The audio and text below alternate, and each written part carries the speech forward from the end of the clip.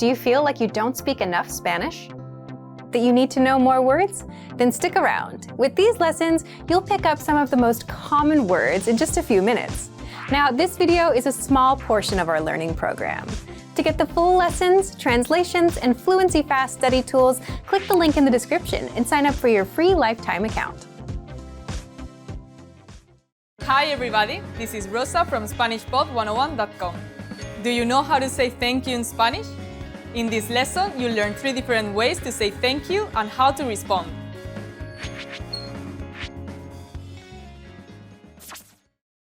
Let's start with the easiest one, gracias. Gracias. It means thank you.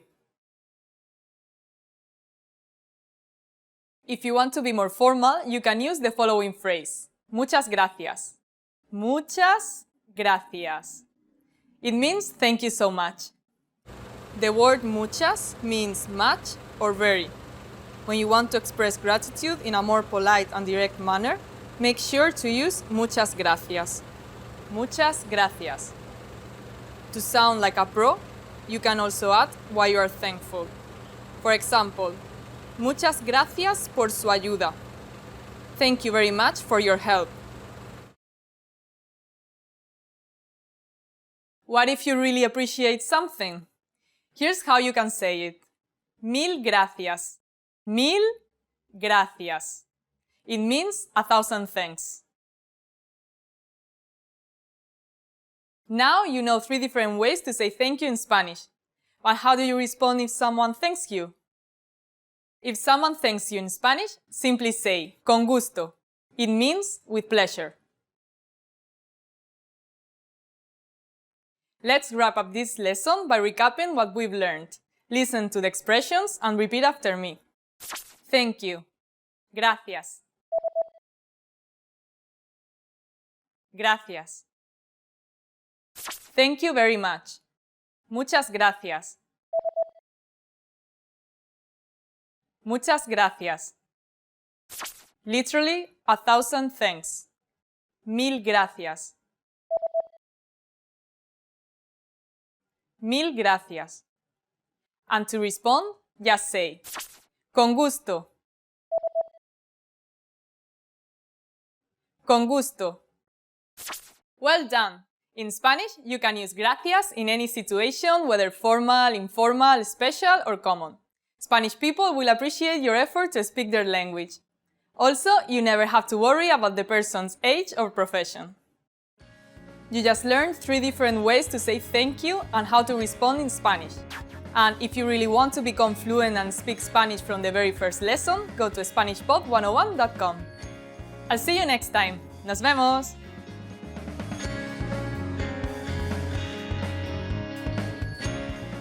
Hey there, friends of SpanishPod101.com. My name is Efrain. And I'm Diego. And today we're going to give you 10 expressions that Mexicans use every day. Nice. Yeah, pretty nice. So, Enjoy this video. woo!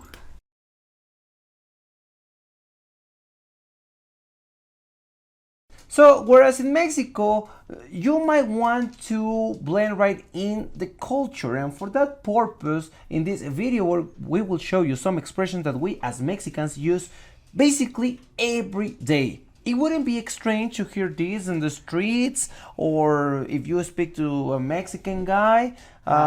So, let's start with the first one. Okay, the first one is a poco. A poco. Really?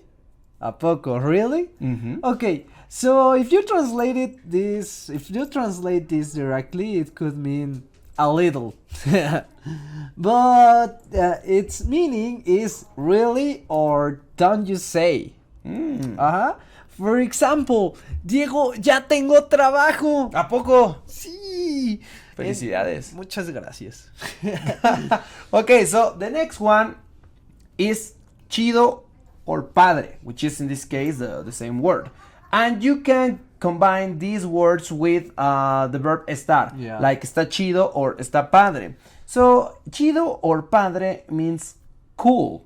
Okay, so está chido, like it's cool, está padre, it's cool. Or for example, Efraín es chido, he's cool, or obviously Diego es chido. Like, Diego is cool, okay?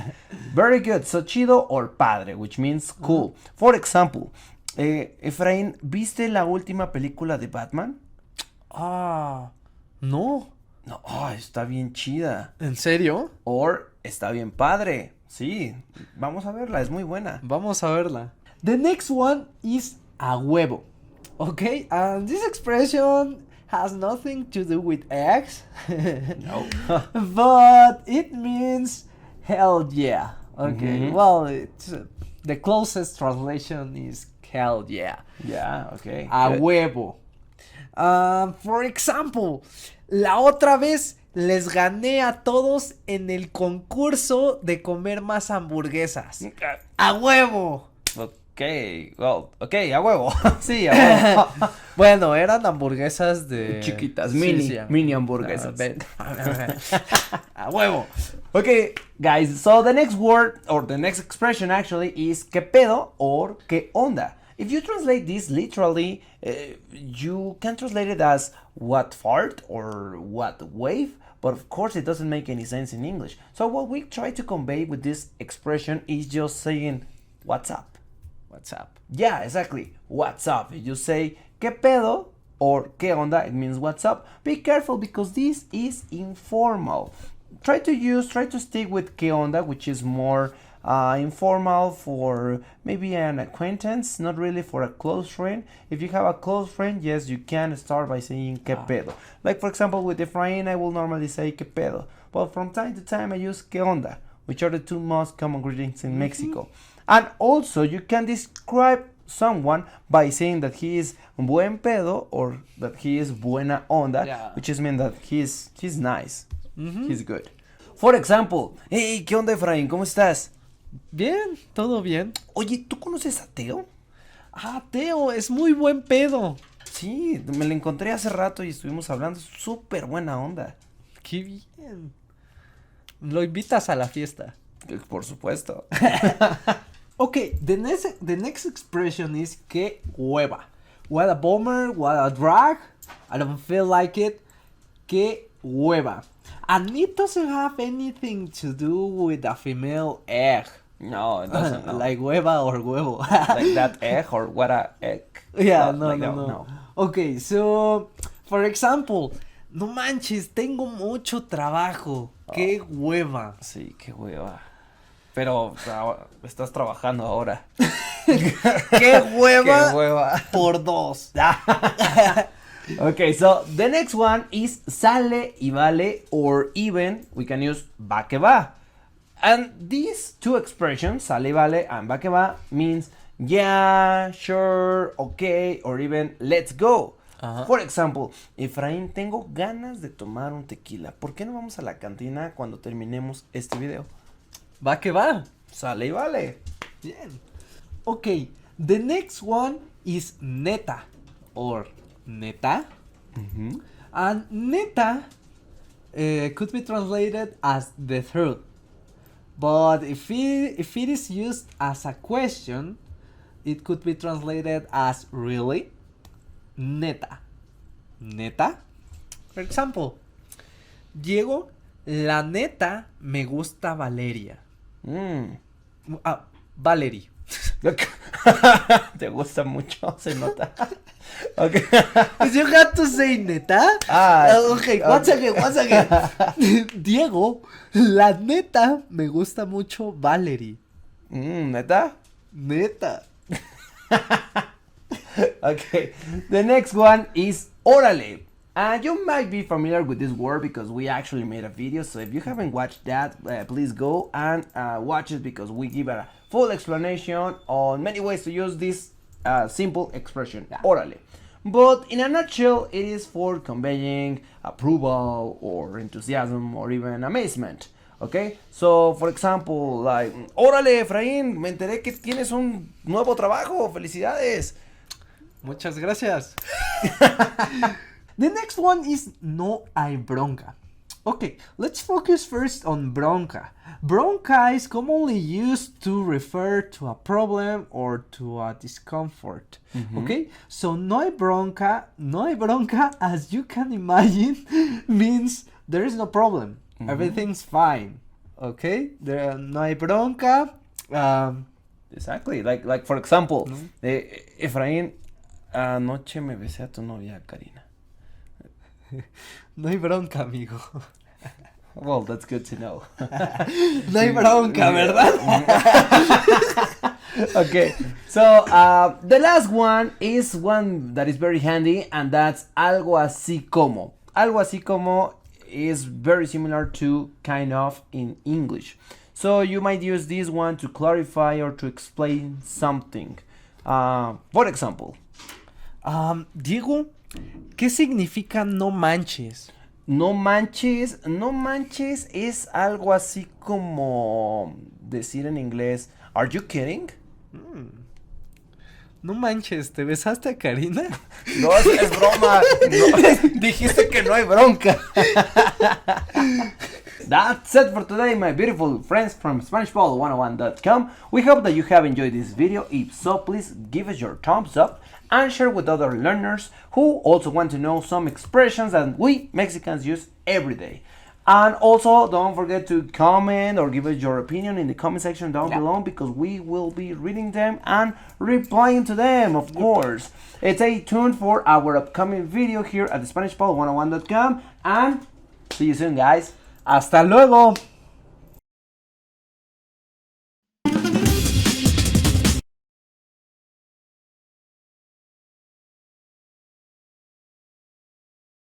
Now, if you're wondering how to remember these words forever so that you can start speaking more and more, here's how. 1. Review them with our spaced repetition flashcards. Our flashcards will drill these words into your long-term memory. 2. Save the words to our word bank, your personal collection of words, where you can print out physical study sheets. And 3. Watch our looped vocabulary slideshows on repeat until you understand every word. You'll find these tools inside our learning program. Just click the link in the description to get them.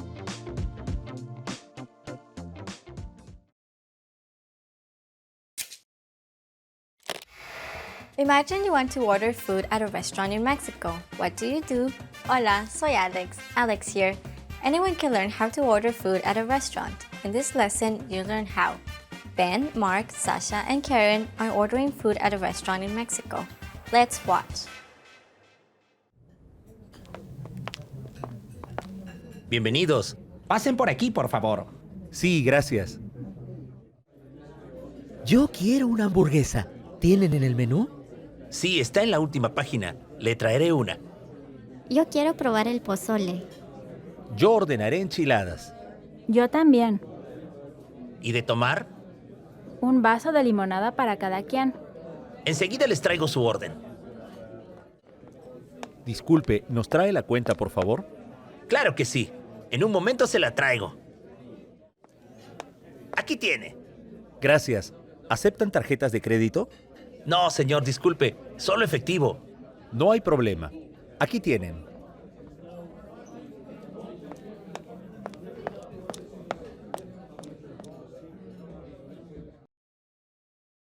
Now with English.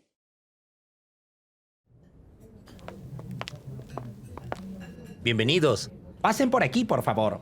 Sí, gracias. Yo quiero una hamburguesa. ¿Tienen en el menú? Sí, está en la última página. Le traeré una. Yo quiero probar el pozole. Yo ordenaré enchiladas. Yo también. ¿Y de tomar? Un vaso de limonada para cada quien. Enseguida les traigo su orden. Disculpe, ¿nos trae la cuenta, por favor? Claro que sí. En un momento se la traigo. Aquí tiene. Gracias. ¿Aceptan tarjetas de crédito? No, señor, disculpe. Solo efectivo. No hay problema. Aquí tienen.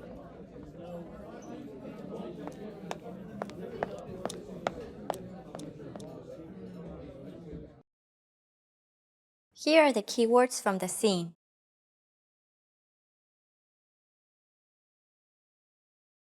Pasen por aquí, por favor. Pasen por aquí, por favor. This way, please. Pasen por aquí, por favor. Pasen por aquí, por favor. Pasen por aquí, por favor. Ordenar. Ordenar. To order. Ordenar. Ordenar. Ordenar. Enseguida. Enseguida. Right away. Enseguida. Enseguida. Enseguida. Tomar. Tomar. To drink. Tomar. Tomar. Tomar.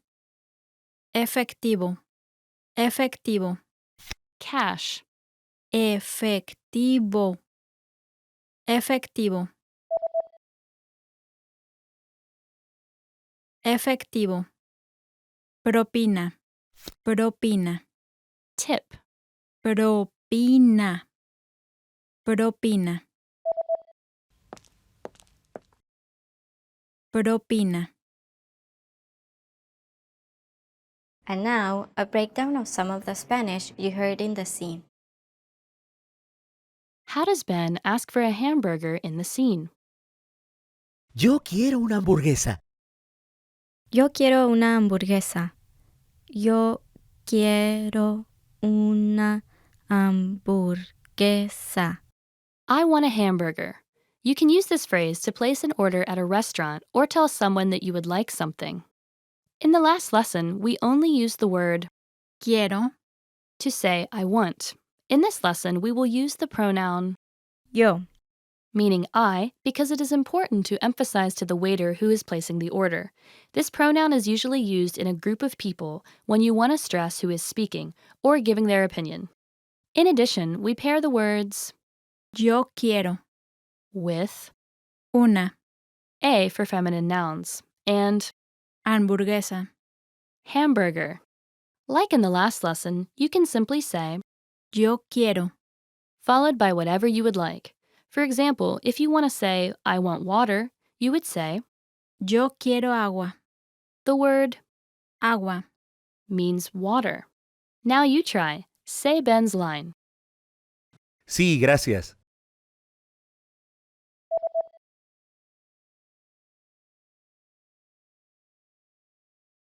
Yo quiero una hamburguesa. How does Mark ask for the check in the scene? ¿Nos trae la cuenta, por favor? Nos trae la cuenta, por favor. Nos trae la cuenta, por favor. Bring us the check, please. You can use this phrase when you have finished your meal and are ready to pay. The words Nos to us, trae, bring, which is the polite form of the verb, traer. to bring, and La the for feminine nouns, followed by cuenta, check. And of course, you should always add por favor. please at the end of your sentence to sound more polite. You can also use this phrase to ask someone to bring you and your friends anything. For example, if you would like the waiter at a restaurant to bring tortilla chips and salsa to your table, you can say, Nos trae totopos con salsa, por favor. bring us chips and salsa, please. This is the word Totopos tortilla chips combined with salsa. salsa. Now you try. Say Mark's line. Disculpe,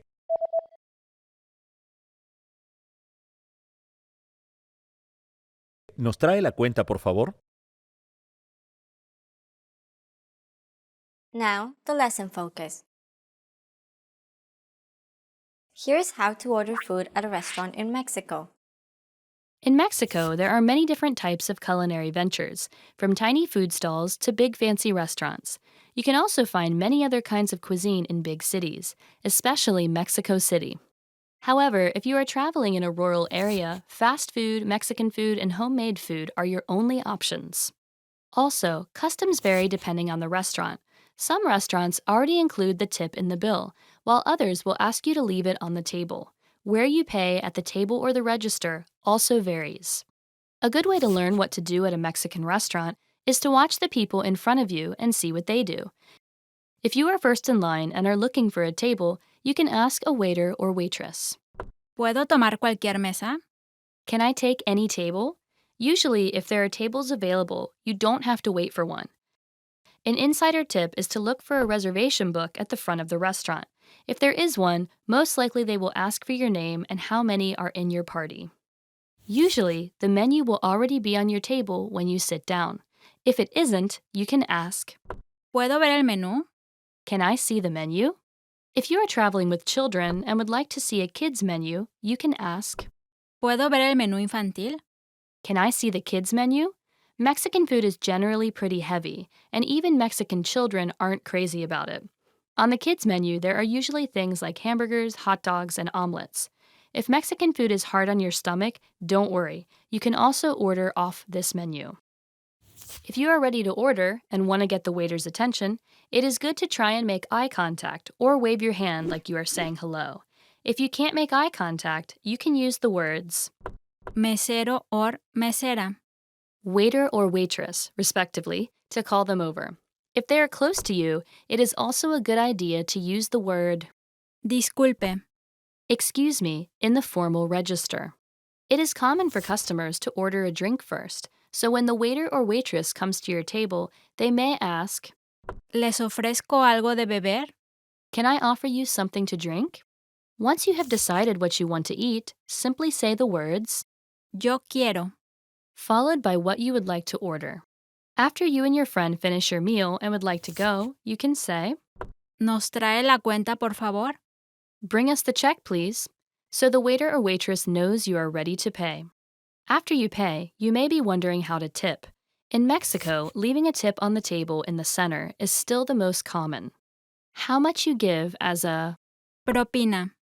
tip varies on the type of restaurant and service. However, 10 to 15% is usually the standard.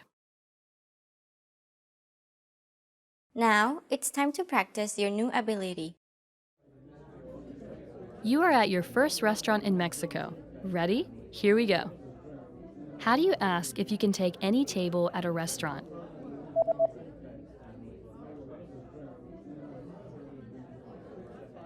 ¿Puedo tomar cualquier mesa? How do you ask for tortilla chips and salsa for you and a friend?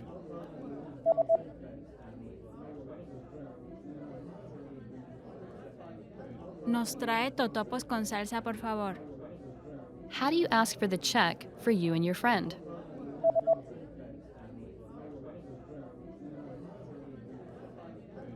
¿Nos trae la cuenta, por favor? How do you say the word for tip?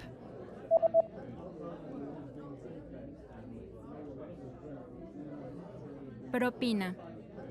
Great job! ¿Puedo tomar cualquier mesa? Nos trae totopos con salsa, por favor. Nos trae la cuenta, por favor. Propina. Buen trabajo. Now, watch the scene one more time. After that, you're ready to order food at a restaurant in Mexico. Have a great time. Hasta pronto. Bienvenidos. Pasen por aquí, por favor. Sí, gracias. Yo quiero una hamburguesa. ¿Tienen en el menú? Sí, está en la última página. Le traeré una. Yo quiero probar el pozole. Yo ordenaré enchiladas. Yo también. ¿Y de tomar? Un vaso de limonada para cada quien. Enseguida les traigo su orden. Disculpe, ¿nos trae la cuenta, por favor? Claro que sí. En un momento se la traigo. Aquí tiene. Gracias. ¿Aceptan tarjetas de crédito? No, señor, disculpe. Solo efectivo. No hay problema. Aquí tienen.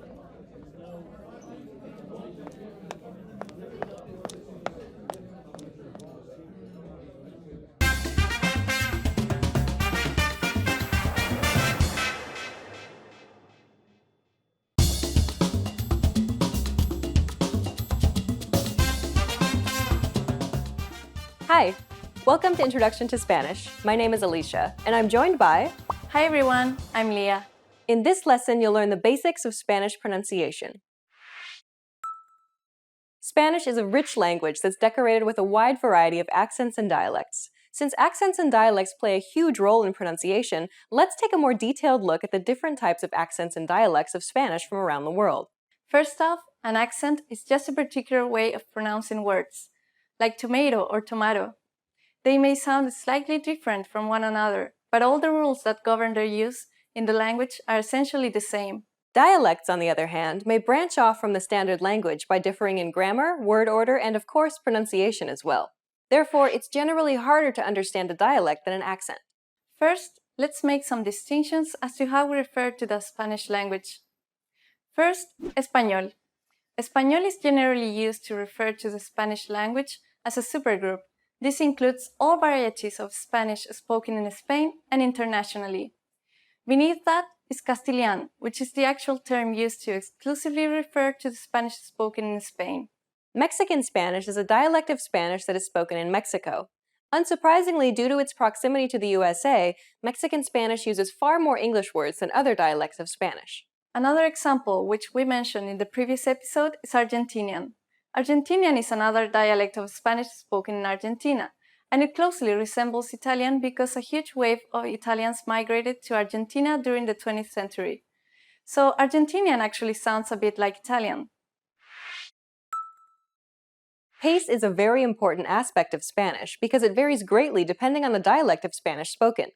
The Spanish is almost renowned for being a fast-paced language. The pace greatly depends on the region, however, as people in Mexico and some South American countries generally speak slower than speakers from Spain. In some Spanish-speaking countries, it's common practice to shorten words. For example, words ending in an S will instead have the final vowel prolonged. Casas, for instance, would be pronounced casa. We also mentioned before that some dialects of Spanish are influenced by other languages, such as Italian and English. Mexican Spanish uses a lot of English words, and English, being considered a slower-paced language, slows down the pace of the language, and that's one of the reasons Mexican Spanish is slower than the Spanish spoken in Spain. The pace of Spanish, then, depends greatly on the dialect of Spanish. For the most part, English and Spanish share a lot of the same sounds, which generally correspond to the same letters. Thankfully, learning Spanish pronunciation is much easier than English pronunciation. Learning English is more a matter of memorization and practice, whereas Spanish is a combination of learning and practice. It takes much longer for a student to learn English pronunciation than Spanish pronunciation. That's because there are many more irregular pronunciations of words in English than there are in Spanish. Take these words, for example. The first word is pronounced colonel, not colonel. The second word is pronounced arise. Adding an N, however, doesn't give you arisen, but arisen. The last word is pronounced ate, but adding an H doesn't give you hate. Instead, it becomes height. Spanish, on the other hand, can mostly be pronounced as it's read. Almendra. The word almendra, meaning almond, is pronounced al-men-dra. It's pronounced exactly the same as it's written. Almendra. The same thing happens with the word carretera, meaning road. Carretera, it's pronounced ca-re-te-ra. Exactly how it's written. Carretera. That's a good example, which demonstrates sounds that do not exist in English. That's right. The double R here is a rolled R. It can be a little tricky for some learners. Carretera. Another common word is perro, meaning dog. Perro. Perro. The trick is to build pressure at the point of contact, using the tip of your tongue to contact the top teeth and gum ridge, and then releasing the pressure quickly by flicking the tongue up and back. When you release the pressure, allow only the smallest amount of air to pass through, so that a tiny passage opens and closes rapidly. This should cause the tongue to vibrate or roll correctly. Try again. Perro. Perro. Well done! Let's wrap up this lesson by recapping what we've learned. In this lesson, you learned about accents and dialects in Spanish, that the spoken pace depends on the dialect, and that Spanish is mostly pronounced as it's written. We've covered only the basics of Spanish pronunciation. If you're interested in learning more, check out the entire course we created named The Ultimate Guide to Spanish Pronunciation. In that course, we cover and break down every single sound in Spanish, showing you mouth and tongue positioning and giving you tips to help you perfect your Spanish pronunciation. In the next lesson, we'll introduce you to the basics of Spanish grammar, where you'll learn how to form sentences and ask questions in Spanish. See you in the next lesson. Bye! Bye!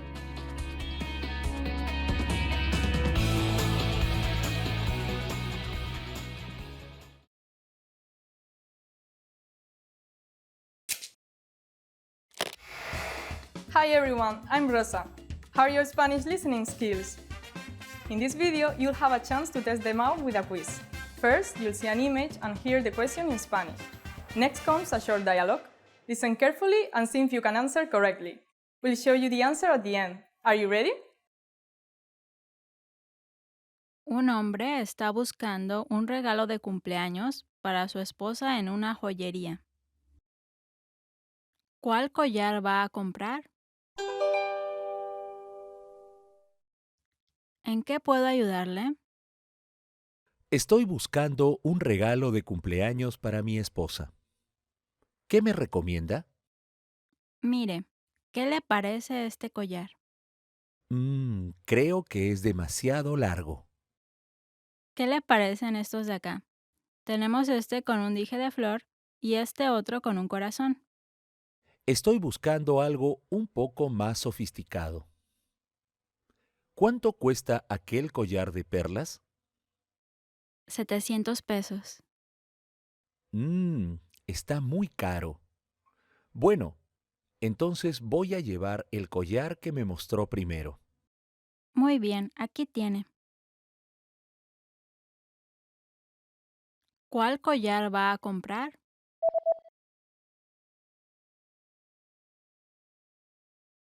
Un hombre está buscando un regalo de cumpleaños para su esposa en una joyería. ¿Cuál collar va a comprar? ¿En qué puedo ayudarle? Estoy buscando un regalo de cumpleaños para mi esposa. ¿Qué me recomienda? Mire, ¿qué le parece este collar? Creo que es demasiado largo. ¿Qué le parecen estos de acá? Tenemos este con un dije de flor y este otro con un corazón. Estoy buscando algo un poco más sofisticado. ¿Cuánto cuesta aquel collar de perlas? 700 pesos. Está muy caro. Bueno, entonces voy a llevar el collar que me mostró primero. Muy bien, aquí tiene. Did you get it right? I hope you learned something from this quiz. Let us know if you have any questions. See you next time!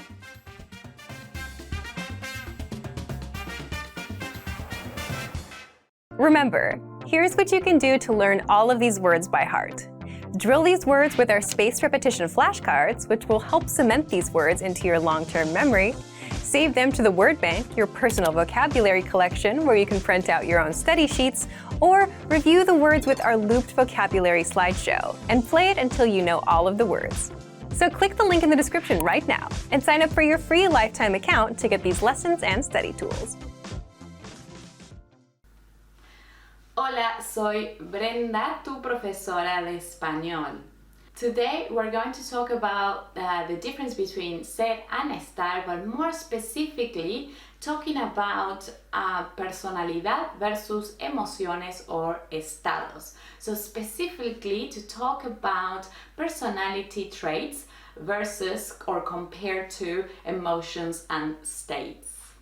Remember that in English we have only one verb, which is the verb to be. But in Spanish we have two very distinctive verbs for the same to be that we have in English. We're going to have el verbo ser and estar. So when we learn Spanish, we have to learn when to use ser and when to use estar, because in English it's always the same. One of the main differences between these two verbs and when to use them is that we are going to use el verbo ser to talk about characteristics such as personality traits, versus estar, where we're going to use this verb to talk about emotions or emotional states. Vamos a ver algunos ejemplos. Let's have a look at some examples. Soy divertida. Soy activa. Soy sociable. Soy responsable. Soy amable. As you can see, all these examples we are talking about or describing my personality. What am I like? And all these personal traits, we're going to use el verbo ser and not estar. If we use el verbo estar in these examples, it will just not make sense because we are describing the personality, a characteristic. So it just doesn't really quite work if we use el verbo estar. Some examples with estar. Estoy cansada. Estoy bien. Estoy enferma. Estoy feliz. Estoy triste. As you can see in all these examples, we are talking about an emotional state. It's not my personality trait. I could be a very happy person, but I could be feeling sad at this moment, and therefore it's an emotional state. And that's why we're going to use it with the verbo estar and not ser. Sometimes, like I said before, if you pick the wrong verb, it will just simply not work. It won't make sense. It will be like choosing a completely different verb. I have sad instead of something like that. It will mean something like this when you pick a different verb, that it just doesn't make sense. But there are instances in which, depending on the adjective, it will be able to use both verbs, but will be saying different things, because one is going to be describing a personality trait and the other verb is going to be describing an emotional state. Let's have a look at some examples. Soy divertida versus estoy divertida. Soy aburrida versus estoy aburrida. Soy lista versus estoy lista. Soy borracha versus estoy borracha. Have a look at these examples. Can you actually see what the difference is between they're all correct, they're grammatically correct, we are saying things with these two verbs, but we're saying different things.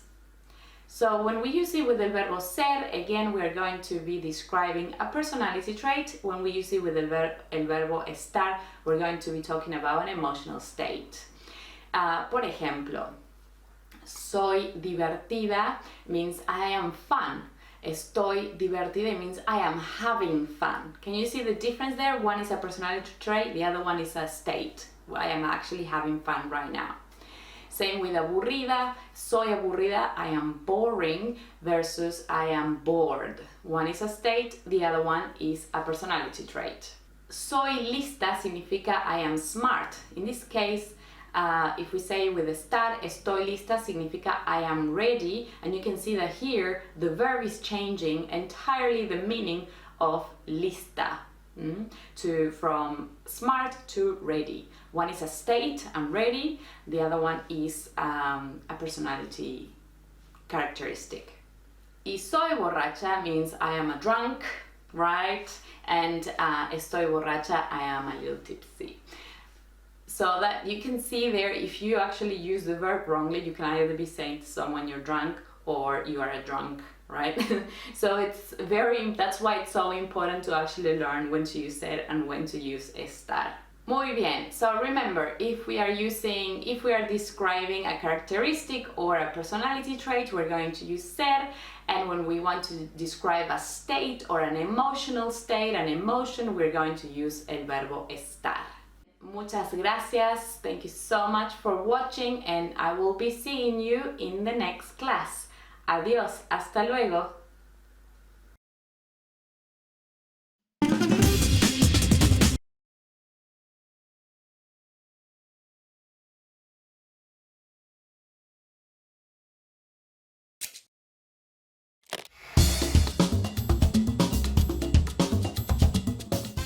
Hola a todos, soy Rosa. En esta lección voy a hablar un poco de un día cargado de emoción, deseos y propósitos para los españoles.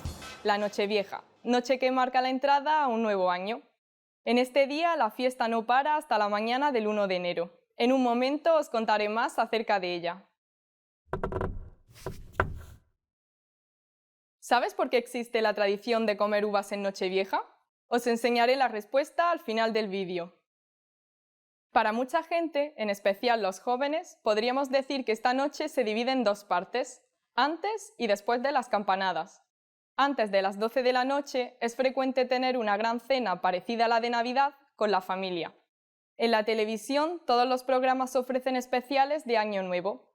En ellos participan los mejores humoristas del país y las más famosas celebridades. Son también muy frecuentes los conciertos de tanto los cantantes de moda del momento como de aquellos conocidos por abuelos, padres y niños. Conforme se acercan las 12 se respira cierta emoción. Se preparan los cuencos confirmando que cada uno contiene 12 uvas. El lugar más típico donde comer las uvas es la Puerta del Sol en Madrid. Hoy en día se celebra en todas las ciudades, pero es también normal comerlas en casa delante del televisor. Se escucha como cada año cómo sonarán las campanadas y cuándo comer las uvas. Y ¡ton, ton! Llega por fin el momento de comer la primera uva, la segunda... Pero cuidado, existen cada año casos de atragantamiento. Habiendo ya entrado en el nuevo año, lo normal es felicitar, abrazar y brindar con toda la familia. En este brindis, para traer dinero, es normal introducir en la copa un anillo de oro. A partir de este momento se colapsarán las líneas telefónicas y no se dejará de enviar y recibir mensajes y llamadas de felicitación de todos los amigos y familiares. Tras esto, normalmente se sale a la calle, a algún pub o discoteca, y a celebrar el nuevo año hasta que el cuerpo aguante.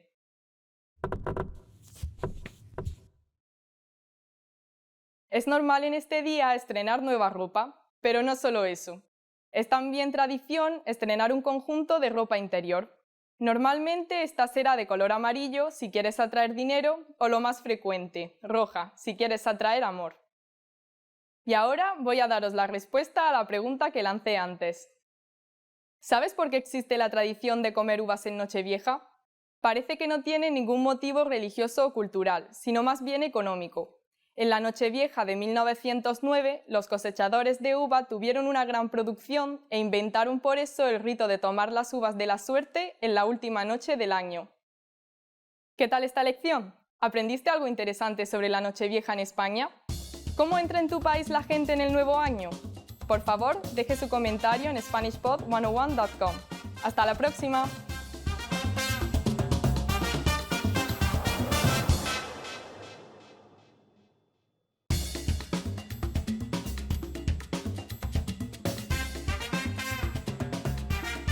Hi, welcome to Introduction to Spanish. My name is Alicia, and I'm joined by... Hi everyone, I'm Leah.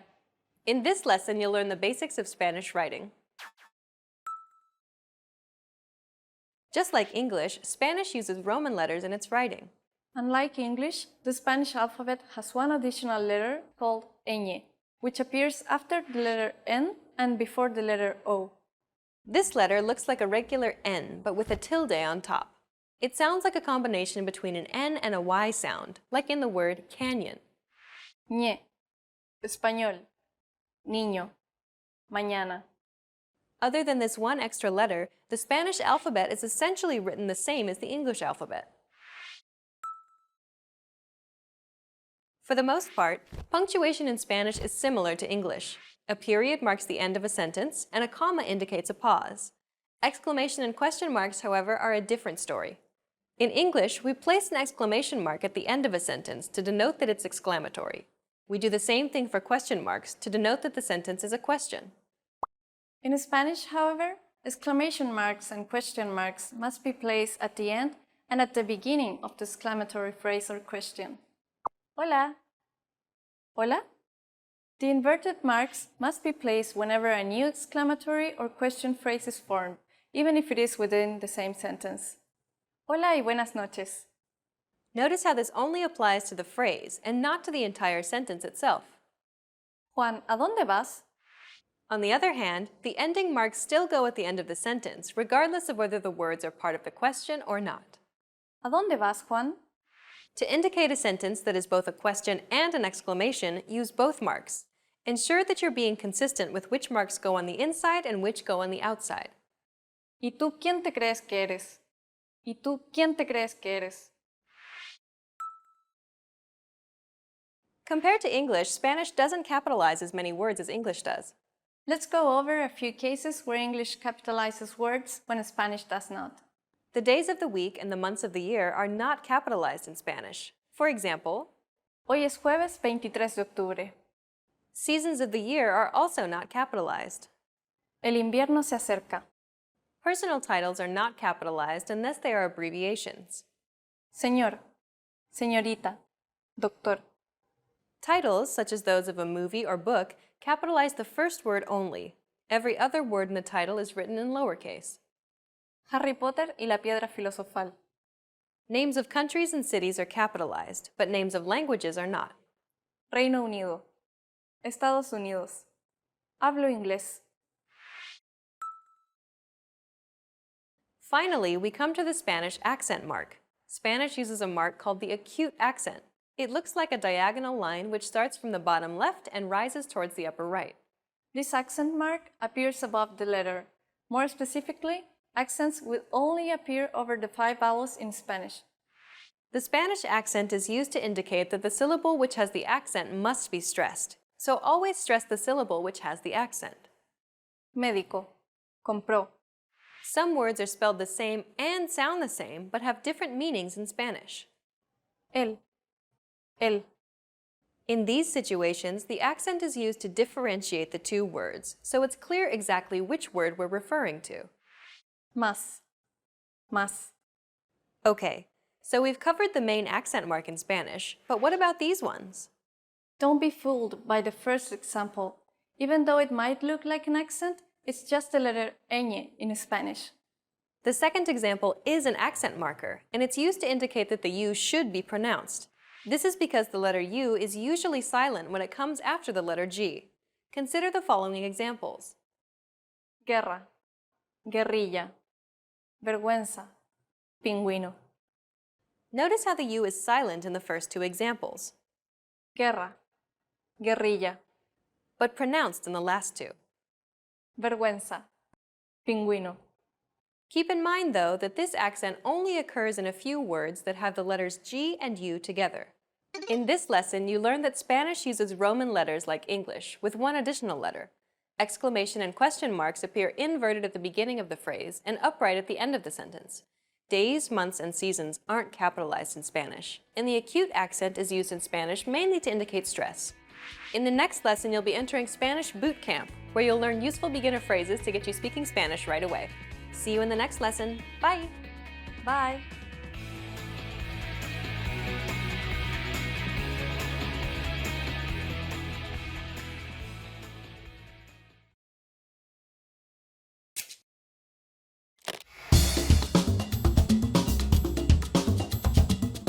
Hola a todos, soy Rosa. En esta lección os quiero hablar sobre una fiesta con la que podréis deshaceros de todo el estrés que habéis acumulado hasta el momento arrojando tomates a diestro y siniestro. Se trata de la tomatina, celebrada en Buñol, Valencia, el último miércoles del mes de agosto. En 2014 cae el 27 de agosto y en 2015 el 26 de agosto. ¿Sabes de dónde provienen los tomates usados en la tomatina? Os enseñaré la respuesta al final del vídeo. El año que se considera origen de esta fiesta es 1945. Se celebraba la fiesta de gigantes y cabezudos y algunos jóvenes allí reunidos querían formar parte del desfile. Quienes lo dirigían se negaron y comenzaron a pelear entre ellos cuando tras un forcejeo uno cayó al suelo. Se dice que había cerca un puesto de verduras y los jóvenes los cogieron y lanzaron contra los otros. Acabaron los tomates volando de un lado a otro hasta que la policía intervino. Se dio fin y los que participaron tuvieron que pagar por los daños. La celebración comienza la noche anterior. En la plaza se preparan paellas y todos beben vino. Por la mañana temprano, todos los comerciantes con locales en la plaza se afanan en proteger puertas y ventanas. A las 10 de la mañana es cuando se produce el palo jabón. Consiste en subir un poste resbaladizo porque ha sido engrasado y con un jamón arriba. Se da la señal de inicio cuando alguien descuelga uno de los jamones. En este momento, camiones llenan la plaza de tomates. La pelea terminará en 1 hora exacta. Desde el ayuntamiento se han establecido algunas reglas para que no exista ningún altercado. La más importante es que solo pueden lanzarse tomates. Otra es que no se pueden llegar a romper la camiseta de los otros participantes.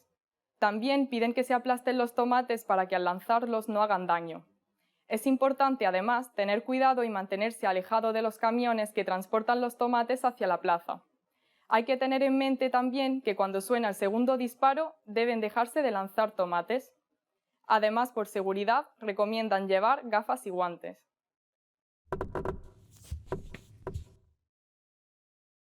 En 2007, la marca de equipamiento deportivo Adidas utilizó para unas zapatillas limitadas la palabra tomatina. El Ayuntamiento de Buñol la demandó, solicitando su retirada y una indemnización. Sin embargo, todo esto acabó en nada cuando el jurado desestimó la demanda. Y ahora voy a daros la respuesta a la pregunta que lancé antes. ¿Sabes de dónde provienen los tomates usados en la tomatina? Los tomates proceden de Xilxes, Castellón. Estos cuestan bastante menos dinero y se cultivan de hecho específicamente para estas fiestas, ya que no están lo suficientemente buenos como para comérselos. ¿Qué tal esta lección? ¿Aprendiste algo interesante? ¿Existe alguna fiesta parecida a la tomatina en tu país? Por favor, deja tu comentario en SpanishPod101.com. ¡Hasta la próxima!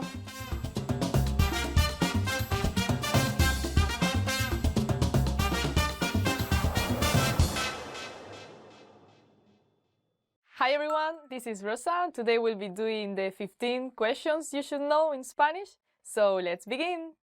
¿Cómo estás? How are you? ¿Cómo estás? Which is how are you? ¿Cómo estáis?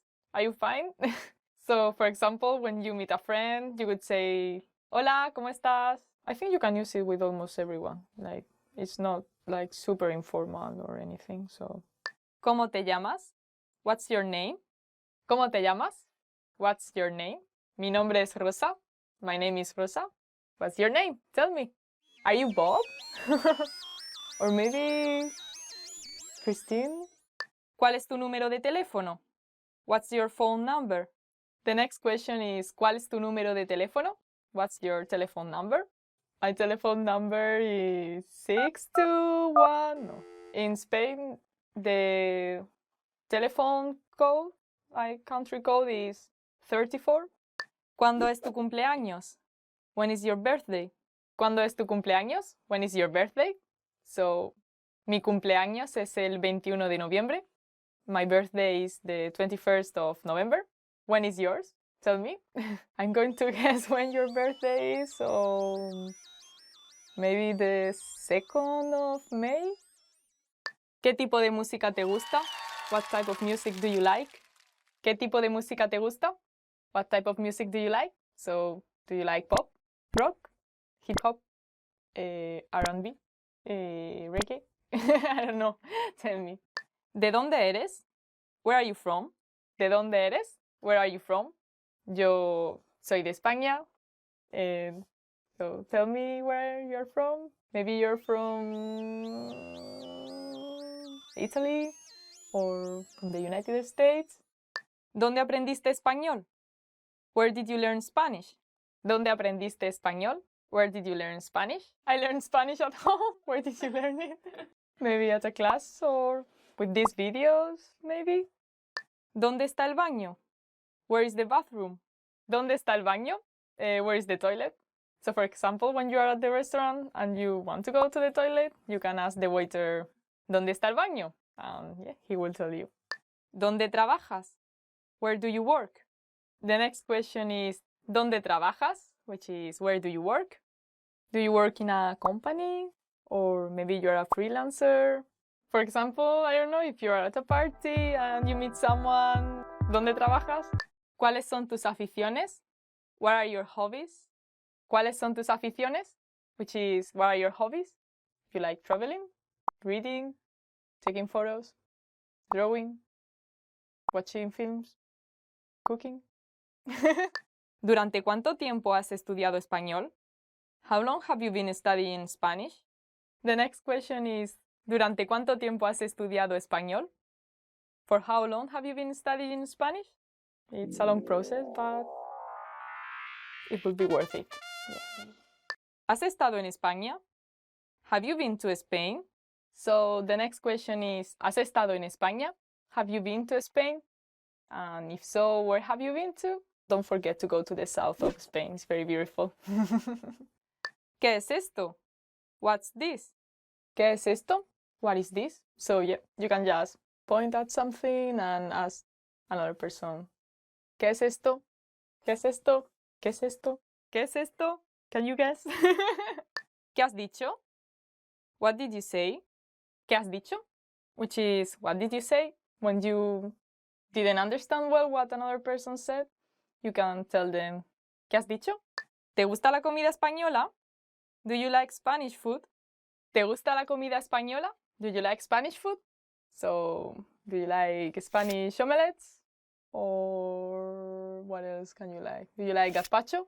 So, yep, this is the end of today's 15 questions you should know in Spanish. So I hope it was useful for you, and thank you very much for watching. Don't forget to subscribe. Bye. Please tell me everything about you. Where do you work?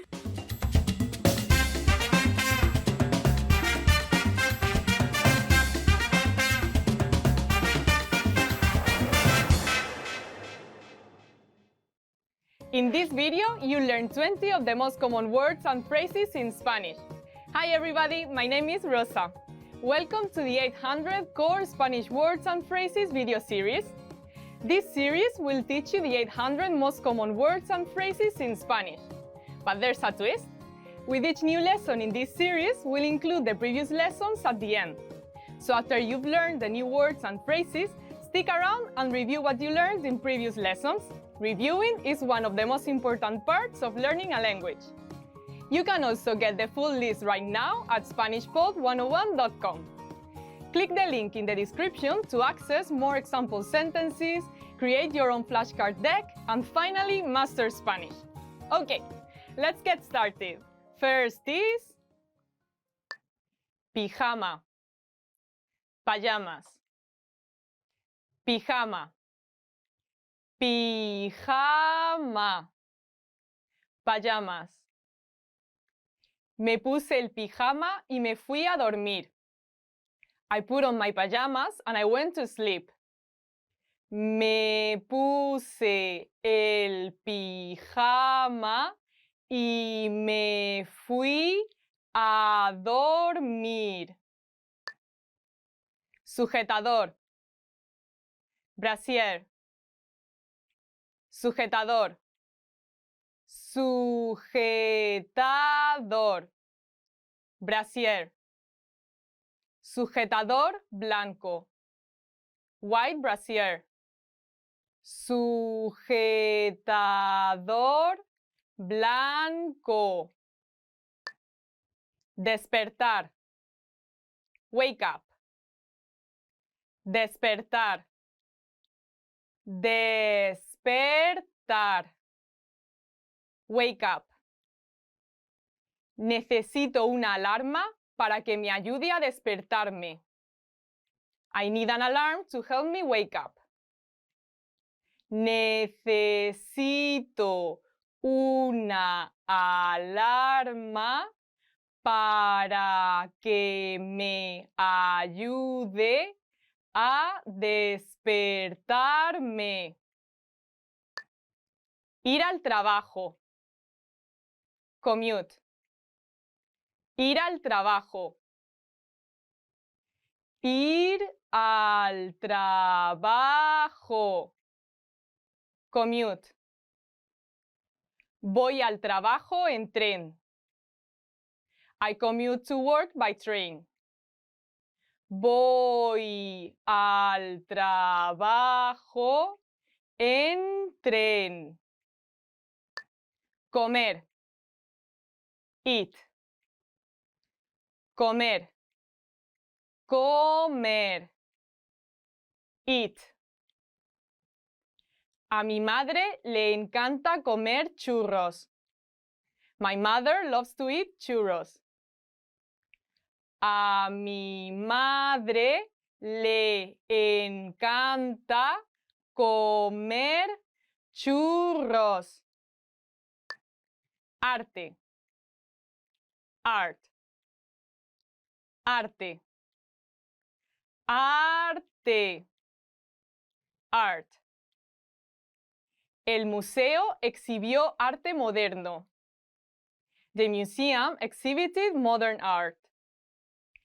El museo exhibió arte moderno. Literatura. Literature. Literatura. Literatura. Literature. No sabía que este país tenía tanta buena literatura. I didn't know this country had so much great literature. No sabía que este país tenía tanta buena literatura. Película. Movie. Película. Película. Movie. ¿A qué hora empieza la película? What time does the movie start? ¿A qué hora empieza la película? Música. Music. Música. Música. Music. Escuchamos la música. We listen to the music. Escuchamos la música. Contestar. Answer. Contestar. Contestar. Answer. Por favor, contesta el teléfono. Please answer the phone. Por favor, contesta el teléfono. Enseñar. Teach. Enseñar. Enseñar. Teach. Mi amigo intentó enseñarme a tocar la guitarra eléctrica. My friend tried to teach me how to play the electric guitar. Mi amigo intentó enseñarme a tocar la guitarra eléctrica. Preguntar. Ask. Preguntar. Preguntar. Ask. Debes preguntarle a un médico. You must ask a doctor. Debes preguntarle a un médico. Cerrar. Close. Cerrar. Cerrar. Close. ¿Puedes cerrar la puerta? Could you close the door?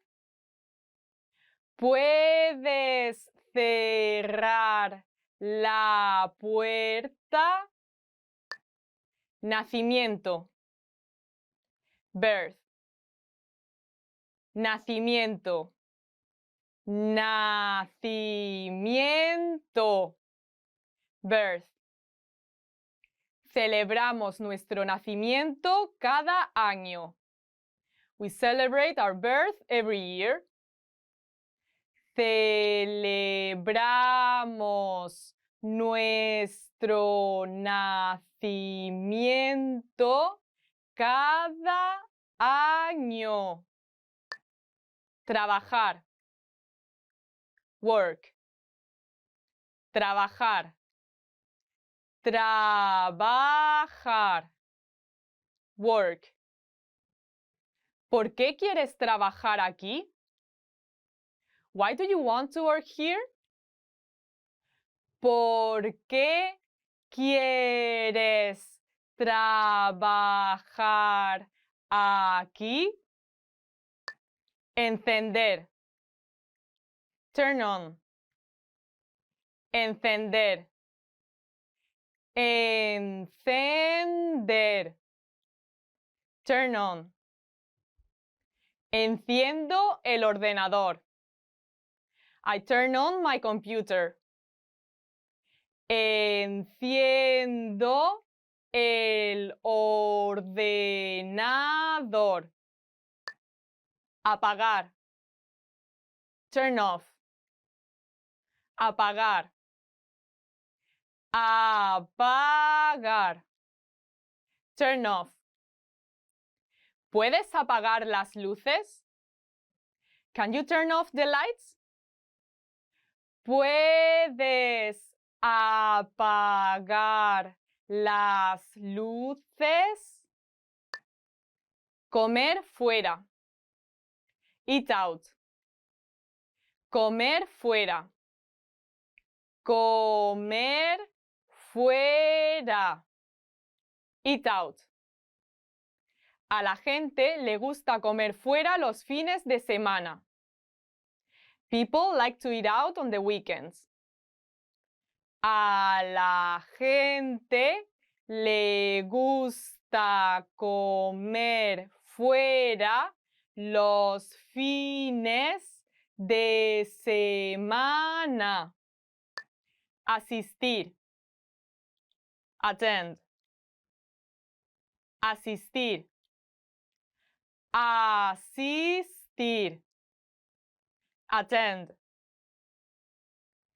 Todos los del departamento van a asistir a una reunión. Everyone in the department is attending a meeting. Todos los del departamento van a asistir a una reunión. Oeste. West. Oeste. Oeste. West. El sol se pone en el oeste. The sun sets in the west. El sol se pone en el oeste. Well done! In this lesson, you expanded your vocabulary and learned 20 new useful words. Click the link in the description and sign up for free at SpanishPod101.com to get access to the full list of vocabulary you need for daily life conversations. You'll also get example sentences, custom flashcard decks, and more learning resources. See you next time! Adiós! Hello friends from SpanishPod101.com. I'm Efrain. And I'm Diego. And today we're gonna improve your vocabulary with words that you can use every day in your life. So enjoy the video! Carolina es tu mejor amiga, ¿no? Así es, Diego. Y cuéntame, ¿cómo es ella? Ay, ella es una persona súper inteligente, es divertida, todo el tiempo está feliz, es amistosa, es simpática, nunca es grosera, tampoco es aburrida para nada. Wow. So, you may have recognized some of these adjectives, but these are very common adjectives. In this video, we will tell you more synonyms of these words that you can use on a daily basis to describe someone. So, let's start with the first one, inteligente. Let's give you an example. Carolina ha leído más de 10 libros en este mes. ¡Wow! Ella es una persona inteligente, culta, instruida y lista, por supuesto. Diego, ¿y cómo es tu hermano Víctor? Mi hermano tiene muy buena complexión física, entonces podría asegurar que él es guapo, es agraciado, apuesto. Claro, además, él se lleva muy bien con las personas. Es cierto. Es simpático, es agradable y por supuesto encantador. Sí. Y yo he visto que cuando toca el piano, eso lo pone muy feliz, lo pone contento y por supuesto alegre. Totalmente. Y además, él cuenta muy buenos chistes. Claro. Es divertido, chistoso, ocurrente, gracioso. Y dime, Efraín, ¿cómo te gustaría ser recordado? Muy buena pregunta, Diego. Pues a mí me gustaría ser recordado como una persona interesante, como una persona cautivadora, como alguien atrayente. Okay. Y no solo eso, me gustaría ser recordado como una persona amistosa, una persona afable, como alguien accesible a los demás. ¿Sabes? Esas son buenas características. Yo también puedo afirmar que Efraín no es alguien aburrido, o desganado, o desanimado, o adormecedor. Claro, Diego, muchas gracias por tus palabras, sí. Son muy bonitas. Sí, sí. Oye, ¿qué pasa? Te veo triste, muy triste, afligido. ¿Todo bien? Pues no todo bien, yo iba caminando y una señora me dijo, hey, ¿qué traes en la bolsa? Y yo le dije, traigo mi llaverito. Y se empezó a reír, solamente se empezó a reír. No puede y ser. Eso me ofendió mucho. Ay, no puede ser, qué señora tan grosera, tan maleducada, tan antipática, tan insolente. Claro que sí. ¿Qué personas hay en esta tierra? Vaya que sí. Now, let's test your knowledge with some exercises. The first one. Miguelito acaba de conseguir un nuevo trabajo. Miguelito está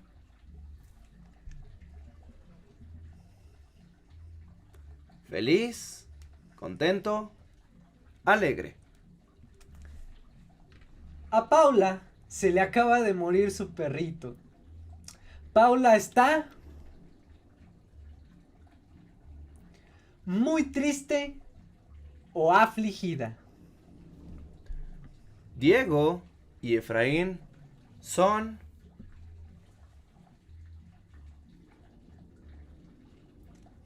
guapos, apuestos, agraciados. A Nacho le gusta mucho jugar ajedrez, le gusta mucho leer y nunca ha regresado con ninguna de sus ex. Nacho es una persona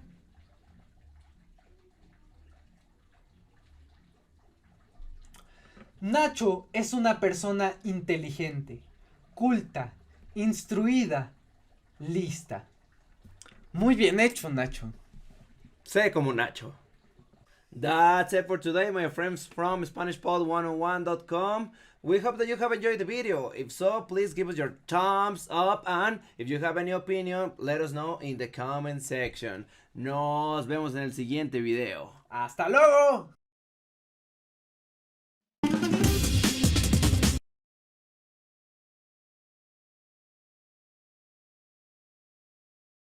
Hello, my name is Rosa and this is Spanish Top Words, and today we'll be doing top 20 travel phrases you should know.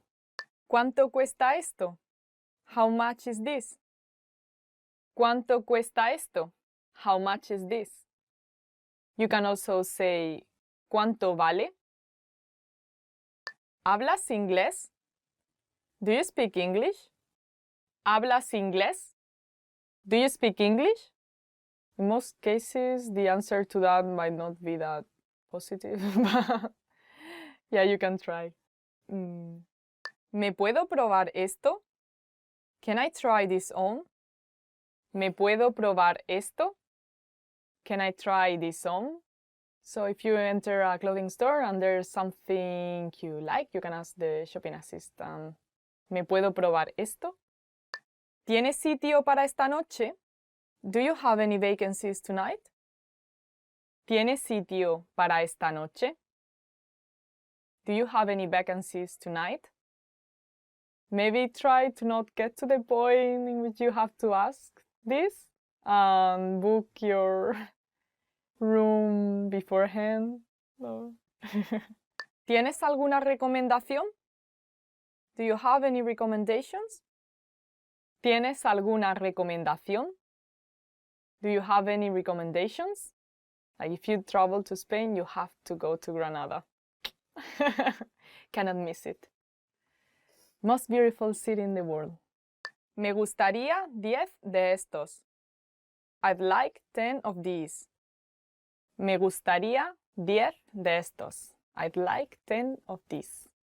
So if you want to buy souvenirs for all your friends and you don't really want to like think a lot, you just can find some, I don't know, keychain or postcard.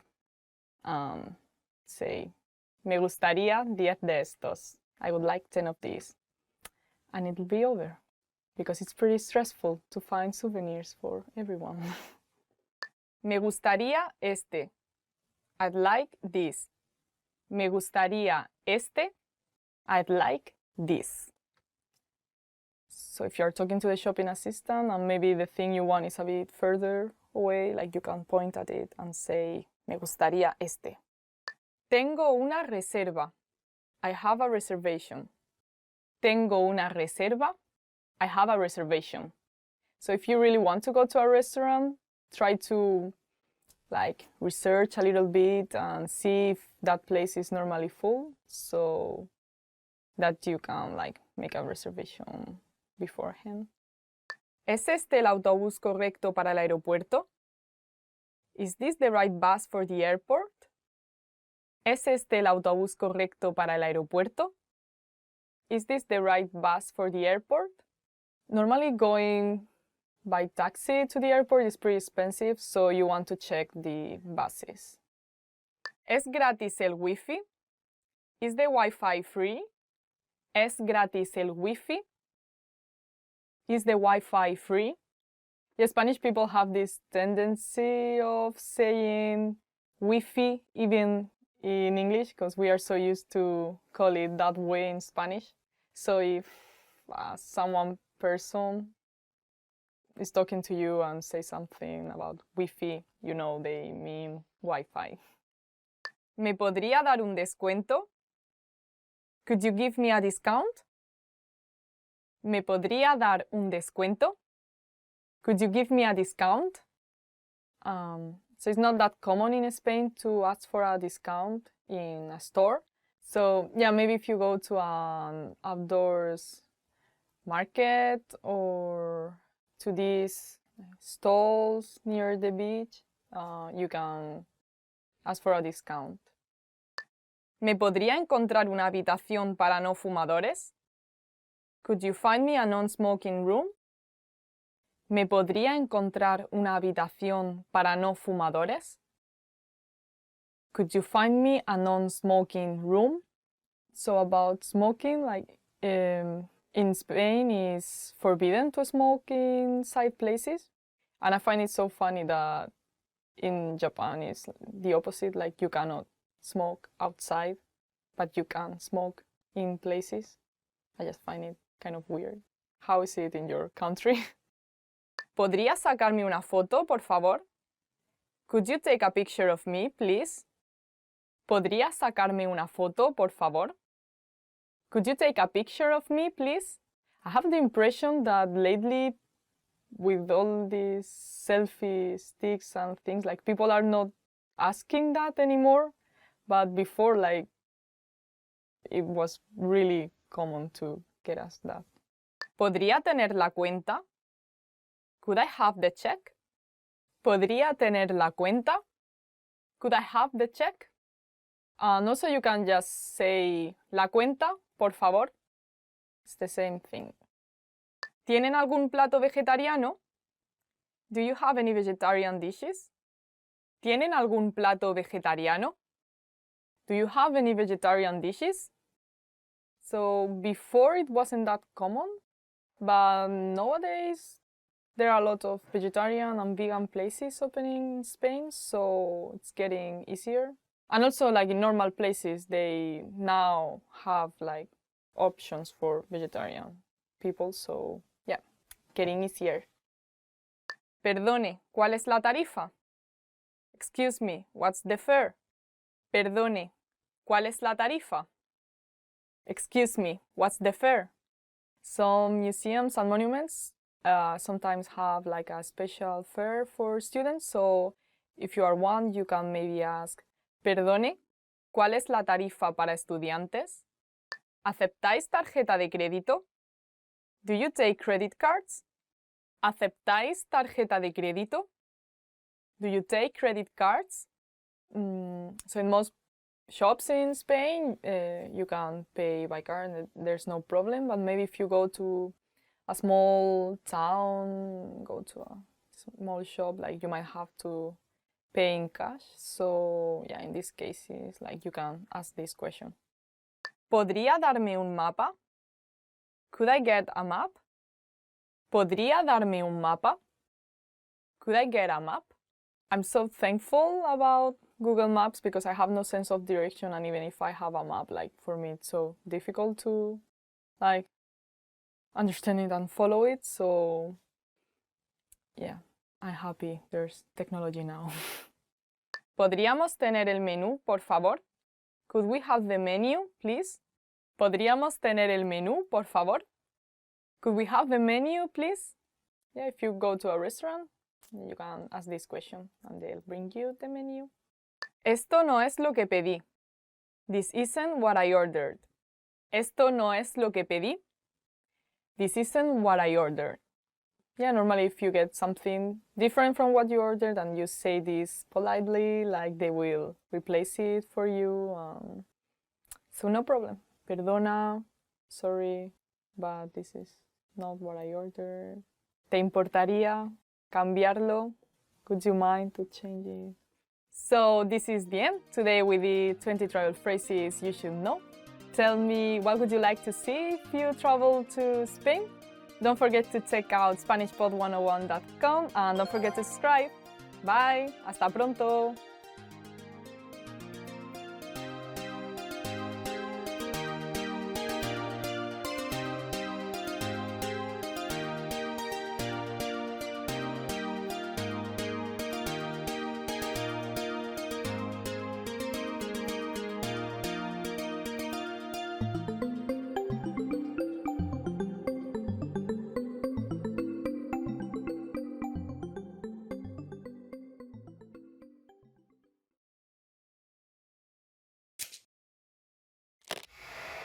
Hi everybody, Rosa here. Welcome to As a Teacher, where I'll answer some of your most common Spanish questions.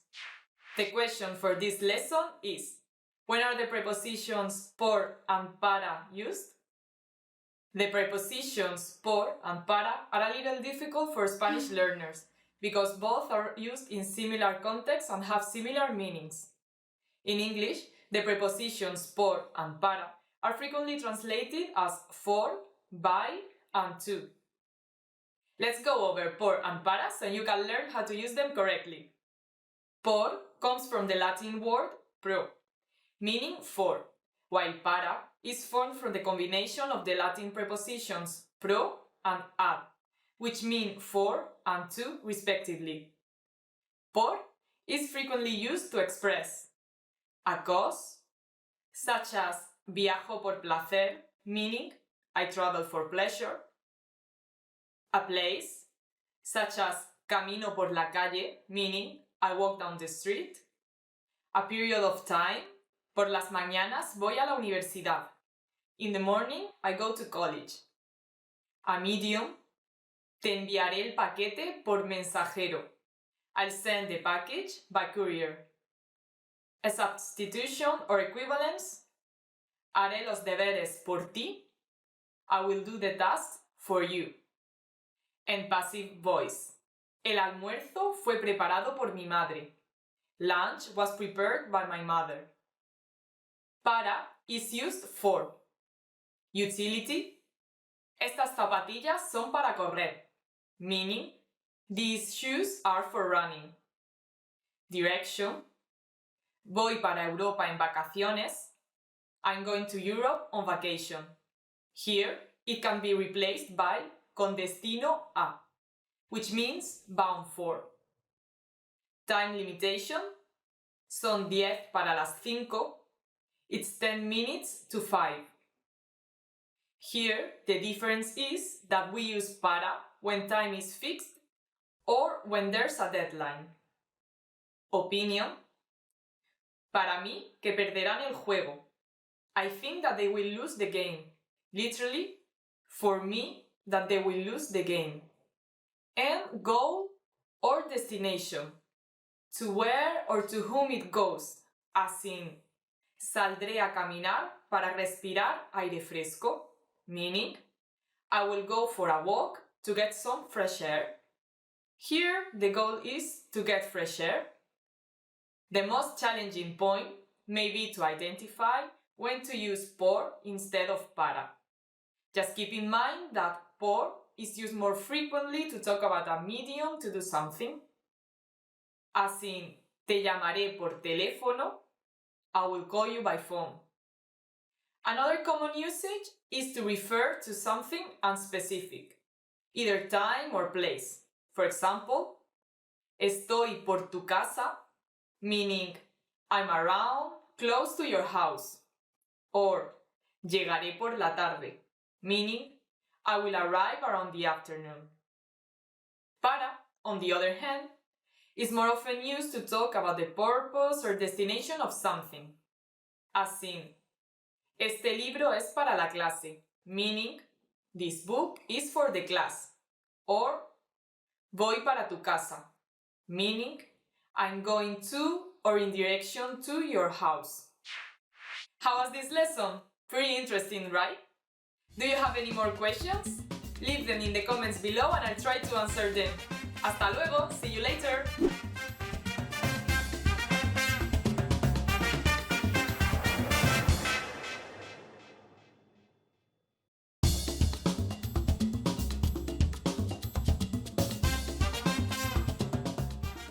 Hi, welcome to Introduction to Spanish. My name is Alicia, and I'm joined by...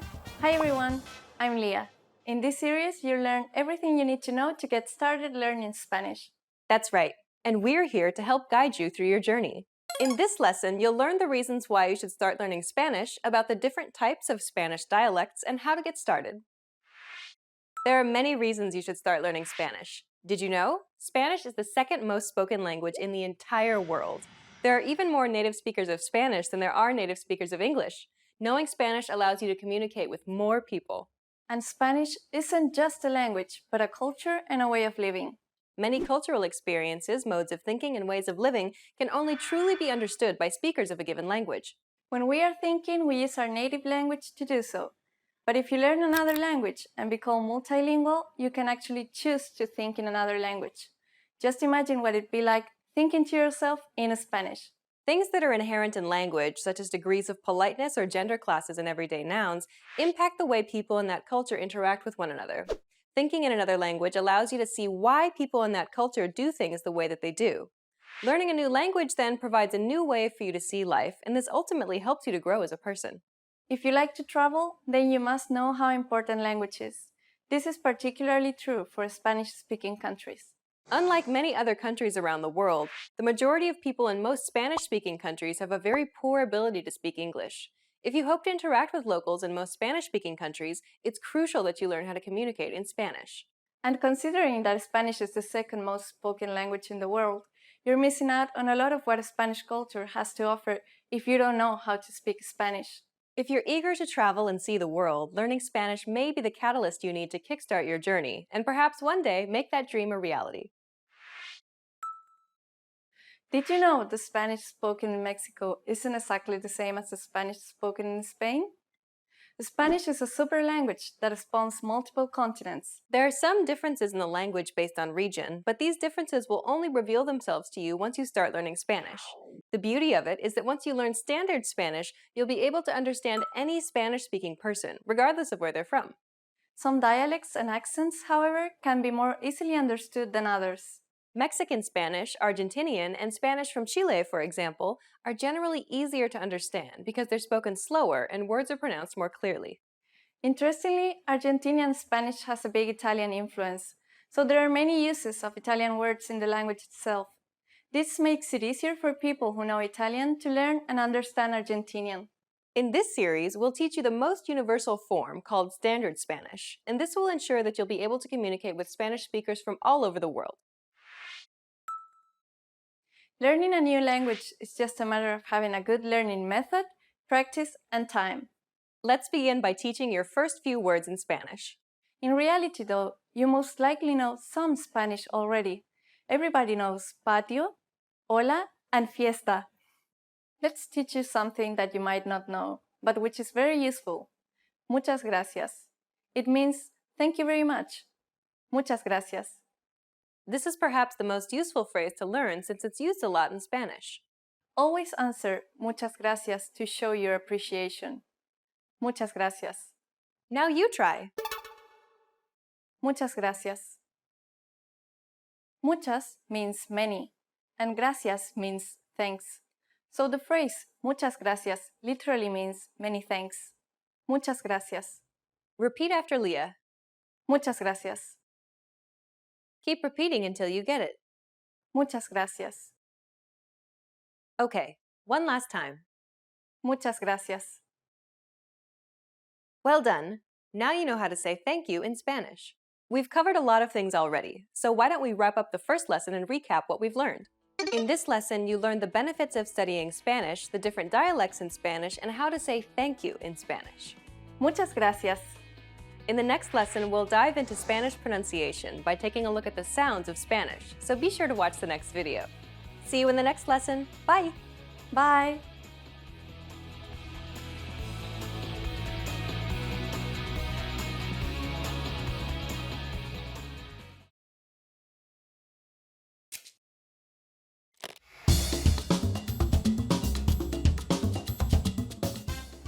Hola a todos, soy Lucía. Hi everybody, I am Lucía. Welcome to SpanishPod101.com.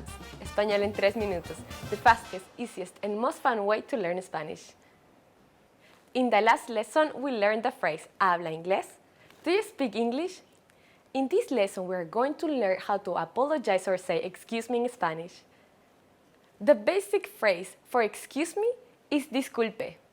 Disculpe. We should use disculpe in formal situations, like when we're ordering something at a restaurant. For example, disculpe, un café por favor. Excuse me, a coffee please. We can also use it when asking a question. Disculpe, ¿dónde está el baño? Excuse me, where is the restroom? Another way to say excuse me is perdón. Perdón. Just like disculpe, we can use perdón when asking a question or when apologizing. Both of these phrases can be used for either excuse me or I'm sorry. But if you really want to apologize for something, it might be better to use a different phrase. That phrase is lo siento. It means I'm sorry, and it can be used in both formal and informal situations. Lo siento. Unlike the others, lo siento only has the meaning of I'm sorry and not excuse me. Now it's time for Lucia's Insights. Please remember that if we accidentally bump into someone on the street, we don't usually say I'm sorry, lo siento. Instead, we say excuse me, disculpe, or perdón. Are you able to count in Spanish? In the next lesson, we're going to learn the numbers in Spanish from 1 to 10. Hasta la próxima. See you soon.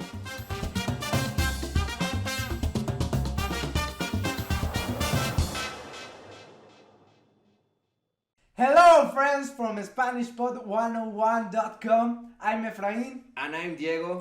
And today we're gonna give you a quick guide to survive to Mexican Spanish.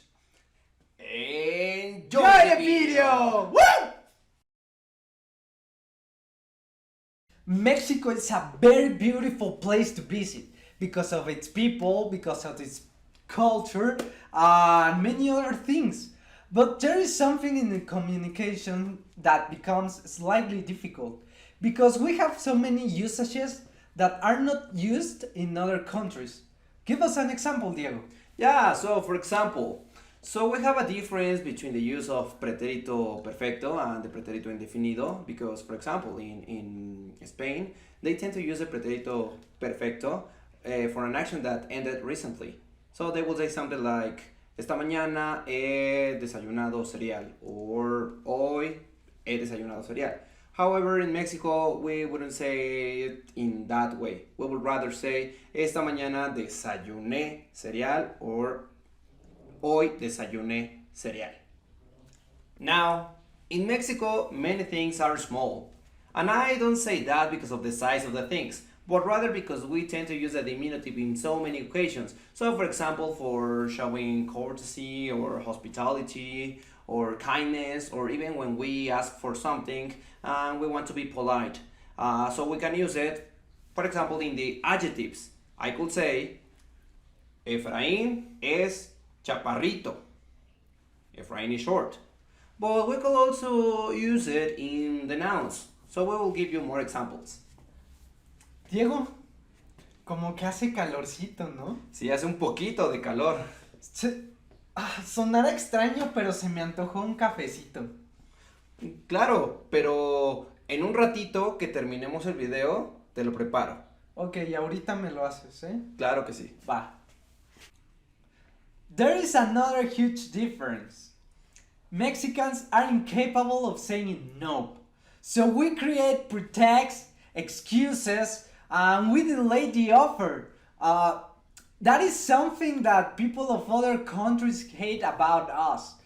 So it wouldn't be strange to hear things like, sí, pero al ratito. Muy probablemente, pero yo te aviso. Te confirmo al rato. Tal vez. Al rato quedamos. O nos marcamos después. So when you hear stuff like that, the other person might be declining your petition. For example, Diego, deberíamos ir a una fiesta hoy. Escuché que esta Ana va a dar una fiesta en su casa a las 8. Oh, esa noche. Bueno, es que ya tenía un plan con unos amigos. No estoy seguro. Pues invítalos. Sí, pero bueno, yo te confirmo más al ratito. Ok, sí, tú me dices. Sí. Another thing you need to know before coming to Mexico is that we tend to overuse the reflexive pronoun te and the suffix le. As we know, the reflexive pronoun te, we use it all the time whenever we use an reflexive verb. And the suffix le is for an indirect object. However, in Mexico, we use the reflexive pronoun te for a request that we want to make it sound more friendly, for cheering up the person whom we are asking the request. So I could say, Efra, léete el libro de Rayuela de Julio Cortázar. Es muy bueno. Ok, seguro. And the suffix le, we use it for, once again, this is another imperative. And we use it whenever we want something to be done quickly, and it's also kind of friendly and cheerful. So we could probably say, we can use it in the verb correr. It doesn't really need an indirect object. So it wouldn't be strange to hear in Mexico a thing such as, Efra, córrele, que se nos va a hacer tarde para ir al cine. We will give you another example. Diego, échate este vino conmigo, al fin ya no tiene mucho. No, Efra, tú sabes que yo ya no tomo. Nomás un traguito, Diego. No. Okay. Pero, ¿qué tienes? ¿Estás un poco triste o algo? No, todo bien, Diego, todo bien. Te veo un poco animado. A ver, cántate una canción. Amigo, ¿qué te pasa? Estás llorando. Pero cántale con ganas. Amigo, ¿qué te pasa? Estás llorando. Seguro es por destenes de mujeres. No hay golpe más mortal para los hombres. So, this is it, friends from SpanishPod101.com. We hope you have enjoyed this video and give us your thumbs up if you want to come to Mexico and meet some friends here.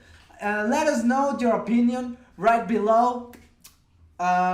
In our comment section, and see you in the next video.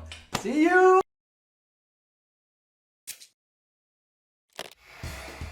Hi everyone! Welcome to the Ultimate Spanish Pronunciation Guide.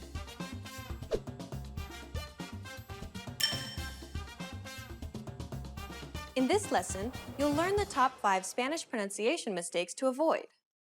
These are common mistakes that students of Spanish tend to make, so pay close attention and make sure that you don't make these same mistakes too. Are you ready? Then let's get started. Number 1. Pronouncing the letter H. The letter H is silent in Spanish. Most people learning Spanish try to pronounce it when in fact it should be silent. English speakers in particular are used to pronouncing it in their own language, so they try to do so in Spanish as well. But don't make this same mistake. Take hello, for example. Hola. Notice that Alex does not pronounce the H sound. Hola. Let's move on to number 2. Ña. Many Spanish learners tend to pronounce this consonant incorrectly. Listen to Alex pronounce this consonant in a few words. Niño. Niña. Baño. This letter can be difficult for students of Spanish to pronounce, mostly because they don't have this sound in their language. One trick to pronouncing this sound is by saying the word onion or canyon. It kind of sounds like a combination between an N and a Y sound, doesn't it? But don't worry about much of the specifics for now, as we'll break down this consonant in Lesson 7. Number 3. Mispronouncing the letter J. The letter J sounds a bit like an H sound in English. This is confusing for many speakers, particularly if their language also uses the Roman letters H and J. But not only this, because if you listen very carefully, it's not the same sound as the H in the English word how, for example. Listen to Alex again. It's pronounced further back, close to the throat. In fact, you should feel a little tickle in the back of the throat. This sound is also pronounced with a bit more force. Listen to Alex pronounce this letter in a few words. Jamón. Eje. Reloj. Number 4. Pronouncing Spanish vowels. When pronouncing vowels in Spanish, many speakers tend to stretch out the vowels for too long. Spanish vowels should be pronounced short and simple. Listen to Alex. A. E. I. O. U. Now listen to Alex pronounce these vowels in a few words. Pay close attention to the duration of the vowel in each word. Amigo. Enero. Ir. Oro. Uva. And finally, number 5. Mispronouncing the double L sound. Y. Double L's are not pronounced the same as the English L sound. Many Spanish learners tend to pronounce it as such or try to extend the sound to compensate. However, the actual sound is quite different. Listen to it again. Y. It sounds like a combination of an L and a Y sound. Now, let's listen to how Alex pronounces this sound in a few words. Llamar. Llave. Pollo. We'll break down this sound in Lesson 6. Now you know the top 5 Spanish pronunciation mistakes to avoid. Try to be careful so that you don't make these same mistakes. In the next lesson, we'll start learning vowel sounds in Spanish. What's your biggest challenge with Spanish pronunciation? Is it one of these top 5 mistakes? Let us know in the comments. Stick with us and you'll overcome it quickly. See you in the next Ultimate Spanish Pronunciation Guide lesson.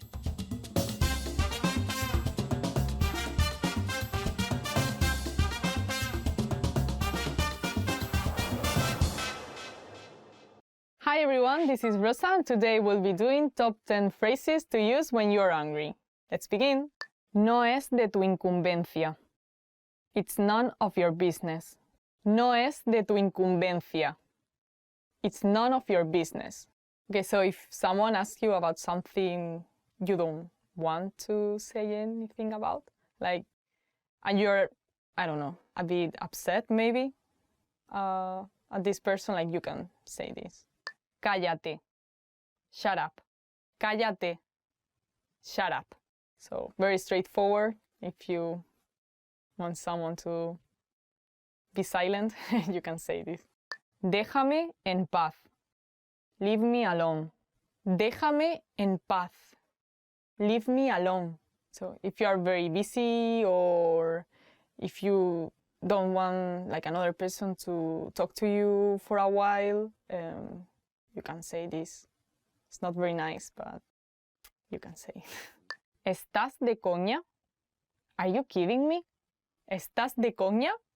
Are you kidding me? So for example, if someone is saying something to you and that thing like really surprises you and you, I don't know, didn't think that that could happen, you can use this sentence. Depending on the tone you use, you can use it with friends and it doesn't have to imply you're angry or anything. It's more like you are surprised, you are, I don't know, you didn't expect to hear that. So, I mean, it's very informal, but it doesn't have to mean that you are angry at the other person. Como quieras, whatever. Como quieras, whatever. So, I don't know, when you are tired of discussing with someone, you just want to end the conversation, you can say como quieras, like whatever you want to do, it will most likely be finished. Corta el rollo. Cut it out. Corta el rollo.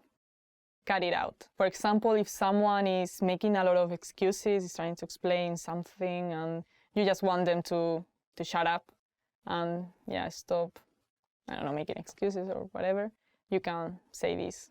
Corta el rollo. No quiero hablar contigo. I don't want to talk to you. No quiero hablar contigo. I don't want to talk to you. You want someone to give you some space and not talk to you for a while, you can say that to this person. Estoy molesto. I'm upset. Estoy molesto.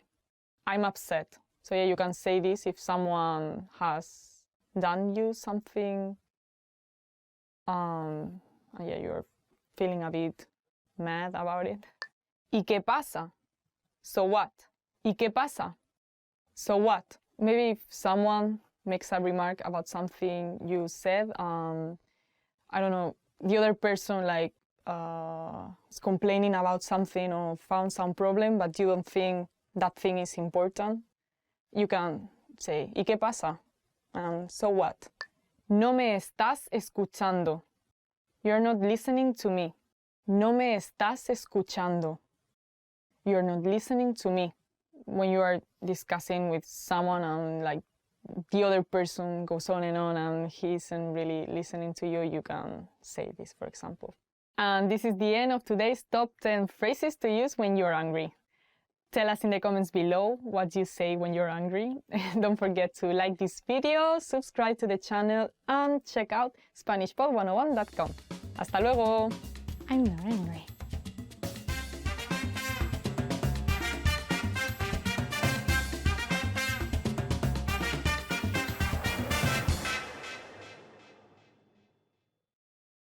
In this video, you learned 20 of the most common words and phrases in Spanish. Hi everybody, my name is Rosa. Welcome to the 800 Core Spanish Words and Phrases video series. This series will teach you the 800 most common words and phrases in Spanish. But there's a twist. With each new lesson in this series, we'll include the previous lessons at the end. So after you've learned the new words and phrases, stick around and review what you learned in previous lessons. Reviewing is one of the most important parts of learning a language. You can also get the full list right now at SpanishPod101.com. Click the link in the description to access more example sentences, create your own flashcard decks, and finally master Spanish. Okay, let's get started. First is hoy. Today. Hoy. Hoy. Today. Hoy a las 6:15. Today at 6:15. Hoy a las 6:15. Ayer. Yesterday. Ayer. Ayer. Yesterday. Ayer por la tarde. Yesterday afternoon. Ayer por la tarde. Mañana. Tomorrow. Mañana. Mañana. Tomorrow. Hasta mañana. See you tomorrow. Hasta mañana. Semana. Week. Semana. Semana. Week. 7 días a la semana. 7 days a week. 7 días a la semana. Año. Year. Año. Año. Year. Año bisiesto. Leap year. Año bisiesto. Segundo. Second. Segundo. Segundo. Second. Solo un segundo. Ya está second. Solo un segundo. Minuto. Minute. Minuto. Minuto. Minute. 3 minutos. 3 minutes. 3 minutos. Hora. Hour. Hora. Hora. Hour. Durante una hora. For 1 hour. Durante una hora. Reloj. Clock. Reloj. Reloj. Clock. Reloj despertador. Alarm clock. Reloj despertador. En punto. O'clock. En punto. En punto. O'clock. Las 3 en punto. 3 o'clock. Las 3 en punto. Calendario. Calendar. Calendario. Calendario. Calendar. He marcado nuestro aniversario en el calendario. I marked our anniversary on the calendar. He marcado nuestro aniversario en el calendario. Lunes. Monday. Lunes. Lunes. Monday. La semana laboral empieza el lunes. The work week starts on Monday. La semana laboral empieza el lunes. Martes. Tuesday. Martes. Martes. Tuesday. Martes 1 de enero. Tuesday, January the 1st. Martes 1 de enero. Miércoles. Wednesday. Miércoles. Miércoles. Wednesday. Miércoles 18. Wednesday, the 18th. Miércoles 18. Jueves. Thursday. Jueves.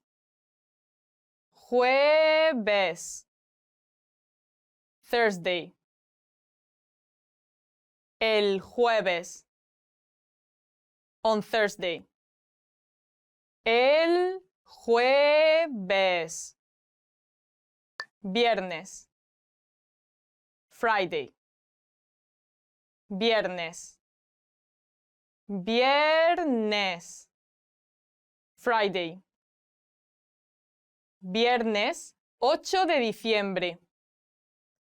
Friday, December 8th. Viernes 8 de diciembre. Sábado. Saturday. Sábado. Sábado. Saturday. Sábado noche. Saturday night. Sábado noche. Domingo. Sunday. Domingo. Domingo. Sunday. Hoy es domingo. Today is Sunday. Hoy es domingo. Hacer. Do. Hacer. Hacer. Do. Hacerlo todo. To do it all. Hacerlo todo. Ir. Go. Ir. Ir. Go. Ir al parque. Go to the park. Ir al parque. Remember, the goal of this series is to build a vocabulary of the 800 most common words and phrases in Spanish. If that sounds like a lot, don't worry, we can help you. Click the link in the description to access the full list. You'll also get example sentences, custom flashcard decks, and more learning resources at SpanishPod101.com. See you next time! Adiós! Hi, my name is Rosa, and today we'll be doing the top 25 adjectives in Spanish. So let's begin. Fácil, easy. Washing dishes is easy. Lavar los platos es fácil. Hablar español es fácil. Speaking Spanish is easy. Memorizing things is easy for me. Memorizar cosas es fácil para mí. Difícil, difficult. The next one is difícil, difficult. Recordar la letra de las canciones es difícil. Remember lyrics of songs is difficult. Grande, large. Grande, which means large. El patio de su casa es muy grande. The patio of his house is very large. Él comió una hamburguesa grande de un bocado. He ate a large burger in one bite. Pequeño, small. The next one is pequeño, which means small. Este plato es muy pequeño para mí. This dish is very small for me. These pants are small for me. Estos pantalones me quedan pequeños. Joven, young. The next one is joven, which means young. Todos dicen que mi madre parece muy joven. Everyone says that my mother looks very young. Me gustaría ser joven eternamente. I would like to be young forever. Viejo, old.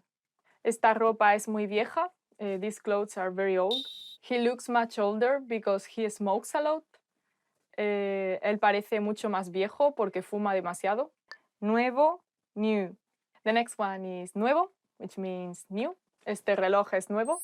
This clock is new. ¿Te gusta tu nuevo trabajo? Do you like your new job? Bueno, good. This food is very good. Esta comida está muy buena. The weather is not very good today. El tiempo no es muy bueno hoy. Malo, bad. The next one is malo, which means bad. The witch in that tale is very bad. La bruja en ese cuento es muy mala. Do you think there are good and bad people? ¿Piensas que hay gente buena y mala? Este estofado está muy malo. This stew is very bad. Poco, little bit. The next one is poco, which means a little bit. I want a bit of this, please. ¿Quiere un poco de eso, por favor? You eat too little. Comes demasiado poco. Mucho, a lot of. ¿Cocinaste mucha comida? You cooked a lot of food. Me gustaría tener mucho tiempo. I would like to have lots of time. Te quiero mucho. I like you a lot. Claro, clear. It's very clear what this means. Está muy claro lo que significa. Is everything clear? ¿Está todo claro? Oscuro, dark.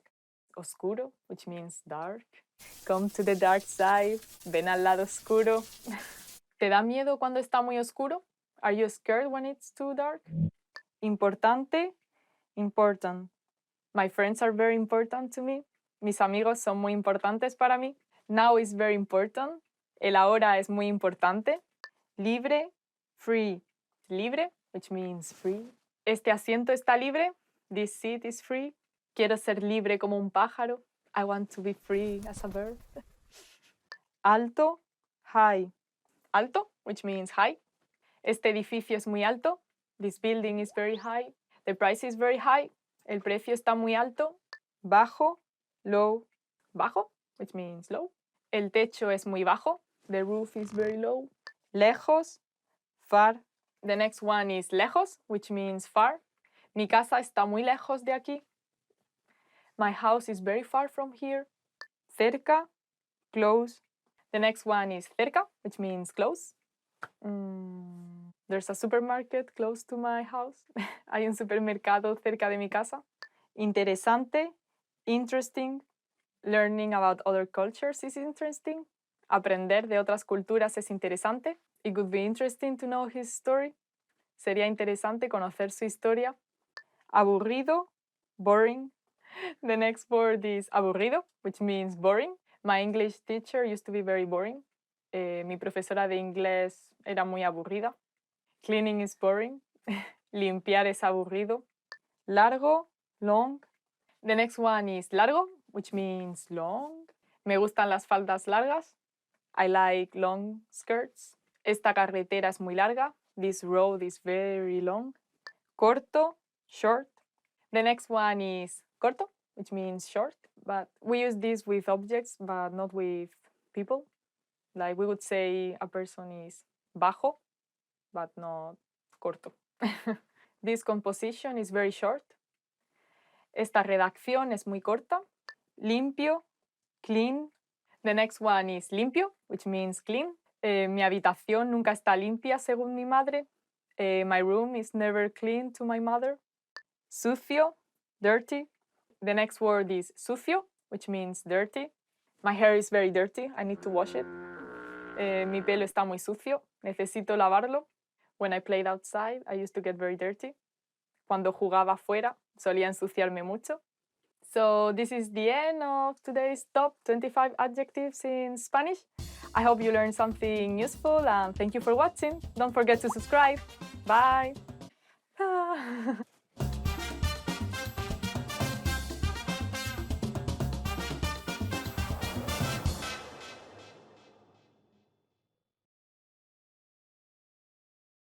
Hi, my name is Rosa and today we'll be doing the top 25 nouns in Spanish. So let's begin. Nombre, name. The first one is nombre, which means name. My name is Rosa. Mi nombre es Rosa. ¿Cuál es tu nombre? What's your name? The name of my favorite artist is Deftones. El nombre de mi artista favorito es Deftones. Día, day.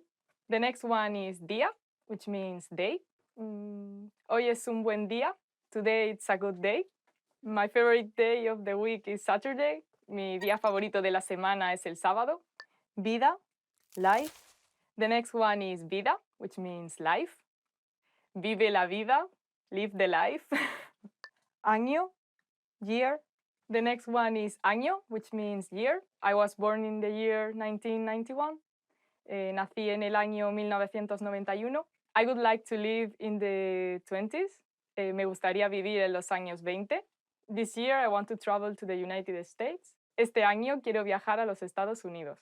And I would like to go to New York. Hora, time. The next one is hora, which means time, an hour. ¿Qué hora es? What time is it? Ahora es la hora del desayuno. Now it's time for breakfast. Estate a la hora allí. Be on time there. Momento, moment. The next one is momento, which is moment. Wait a moment. Espera un momento. Live the moment. Vive el momento. Lugar, place. The next one is lugar, which means place. ¿Cuál es tu lugar favorito? What is your favorite place? Mi lugar favorito de España es Barcelona. My favorite place in Spain is Barcelona. Parte, part. The next one is parte, which means part. Esto es parte de la historia. This is part of the story. Parte de mí quiere volver a estudiar y parte de mí no. Part of me wants to go back to study and part of me doesn't. Tiempo, time. The next one is tiempo, which means time or also weather. What's the weather like? ¿Qué tiempo hace? Her running time was 20 minutes. Su tiempo de carrera fue de 20 minutos. El tiempo pasa muy rápido. Time passes by very quickly. Casa, house, home. The next one is casa, which means house and home. I've never lived in a house. Nunca he vivido en una casa. I would like to live in a beach house. Me gustaría vivir en una casa de playa. Hoy, today. The next one is hoy, which means today. Hoy va a llover. Today it's going to rain. Today I had pancakes for breakfast. Hoy comí tortitas por el desayuno. Hoy tengo muchas cosas que hacer. Today I have lots of things to do. Ayer, yesterday. The next one is ayer, which means yesterday. Ayer estuve grabando otros vídeos. Yesterday I was recording other videos. Yesterday is history. El ayer es historia. Mañana, morning, tomorrow. The next one is mañana, which means morning and also tomorrow. Mañana es mi día libre. Tomorrow it's my day off. Lo primero que hago cuando me levanto por la mañana es desayunar. The first thing I do when I wake up in the morning is having breakfast. El mañana es un misterio. Tomorrow is a mystery. Semana, week. The next one is semana, which means week. Esta semana estoy viajando. This week I'm traveling. La semana que viene voy a comer los donuts fritos de mi madre. Next week I'm going to eat my mother's fried donuts. Mes, month. The next one is mes, which means month. Mi mes preferido es mayo. My favorite month is May. El mes que viene quiero conseguir mi permiso de conducir. Next month I want to get my driver's license. Hombre, man. The next one is hombre, which means man. Mankind has made a great progress in technology. El hombre ha hecho un enorme progreso en tecnología. Mujer, woman. The next one is mujer, which means woman. Esa mujer trabaja demasiado. That woman works too much. El nombre de su mujer es María. His wife's name is María. Señor, gentleman. The next one is señor, which means gentleman. Ladies and gentlemen, señoras y señores. País, country. País, which means country. What's your favorite country? ¿Cuál es tu país preferido? Este país es muy diferente del mío. This country is very different from mine.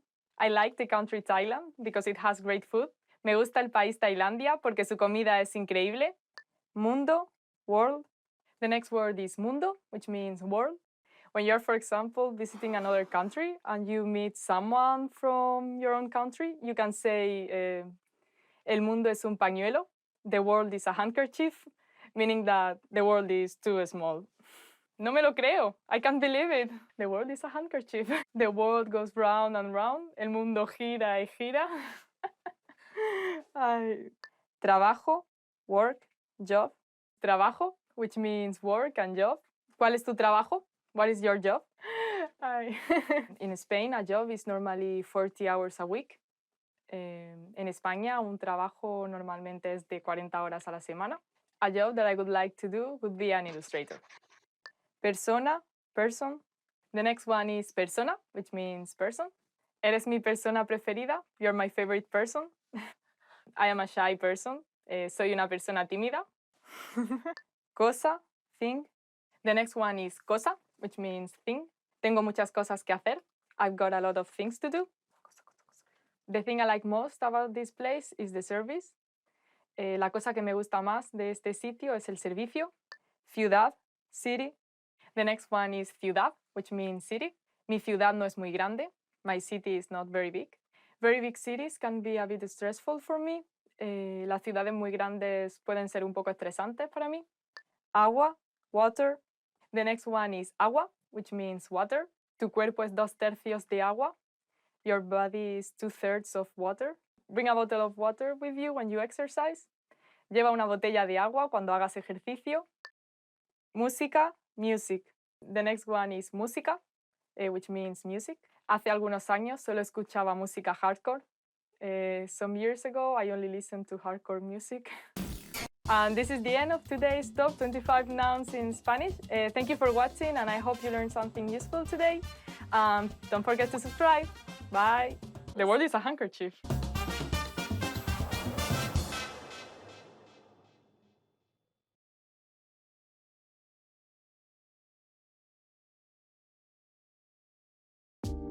Hi everybody, I'm Rosa from SpanishPod101.com. Do you know how to say I love you in Spanish? In this lesson, you'll learn 3 different ways to say I love you and a special phrase for Valentine's Day.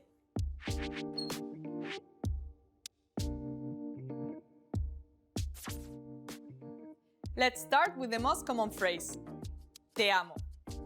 Te amo. I love you. This phrase is direct. You should use it only when you are confessing your love.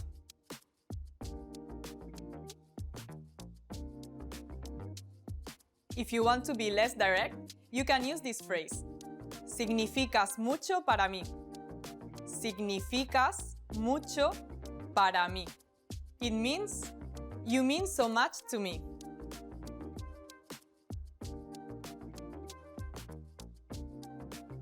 Now, if you want to be more romantic in expressing your love for someone, you can say this phrase. Las palabras no pueden describir mi amor por ti. Las palabras no pueden describir mi amor por ti. It means, words cannot describe my love for you.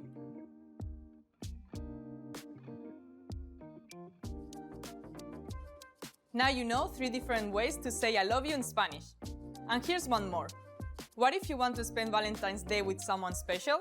In that case, you can say, ¿Quieres ser mi Valentín? ¿Quieres ser mi Valentín? It means, will you be my Valentine?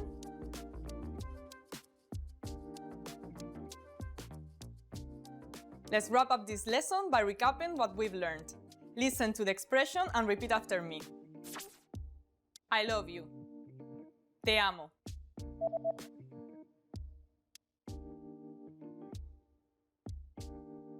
Te amo. You mean so much to me. Significas mucho para mí.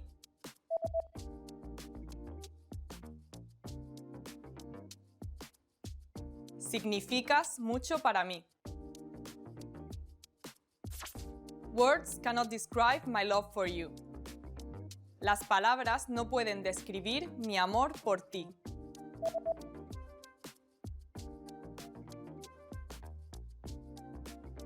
Las palabras no pueden describir mi amor por ti.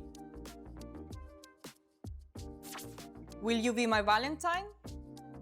¿Quieres ser mi Valentín?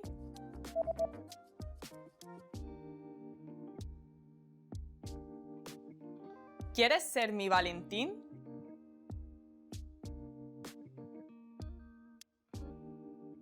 Well done! Here's a fun fact. Do you know which songs are most often dedicated to lovers on Valentine's Day in Spain? Some of the most frequently dedicated songs by people in love on this day are Me enamora by Juanes, Juntos by Paloma San Basilio, and Si tú no estás by El sueño de Morfeo. You just learned 3 different ways to say I love you in Spanish, and 1 special phrase for Valentine's Day. Also, don't forget to download your free cheat sheet on how to be a good lover in Spain, including words for romance, compliments, and pickup lines. Check out the description below and go to SpanishPod101.com now. I'll see you next time. Nos vemos.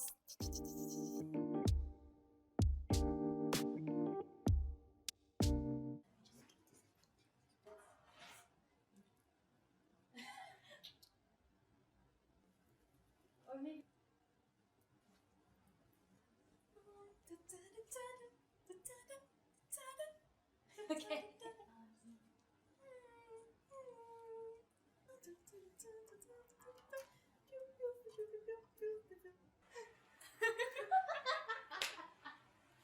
Yes.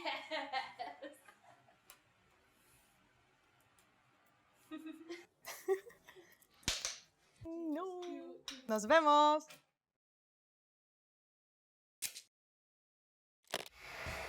How are your Spanish listening skills? First, you'll see an image and hear the question in Spanish. Next comes a short dialogue. Listen carefully and see if you can answer correctly. We'll show you the answer at the end. Un hombre y una mujer están viendo el menú en un restaurante. ¿Qué ordenó el hombre? ¿Qué te gustaría ordenar? Esta pizza se ve deliciosa. La ordenaré. Yo comí pizza ayer, así que... Ay, entonces, ¿cómo ves esta hamburguesa? Suena bien. La ordenaré. ¿Qué ordenó el hombre?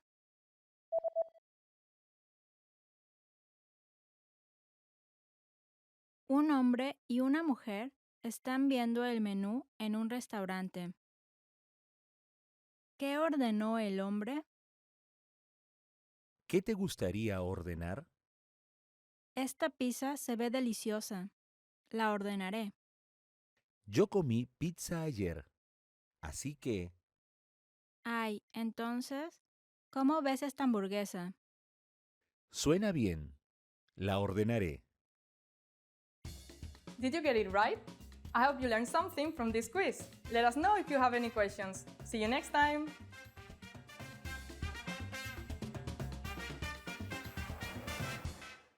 Hi everyone! Do you know how to say I love you in Spanish? In this lesson, you'll learn 3 different ways to say it. Let's start with how to express your feelings to your loved one. Te amo. Te amo. Te amo. Or if you want to explain those butterflies in your stomach, you can say, Me estoy enamorando de ti. Me estoy enamorando de ti.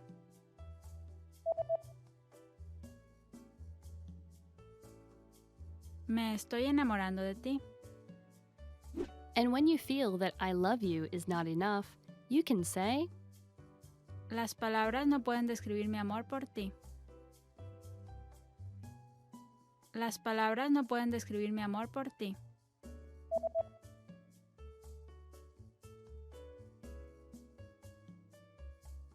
Las palabras no pueden describir mi amor por ti. You just learned 3 different ways to say I love you in Spanish. And if you're interested in learning more, don't forget to download your free Romance and Love cheat sheet, which includes romantic words, compliments, and pickup lines. Check out the description below and go to SpanishPod101.com now. See you next time!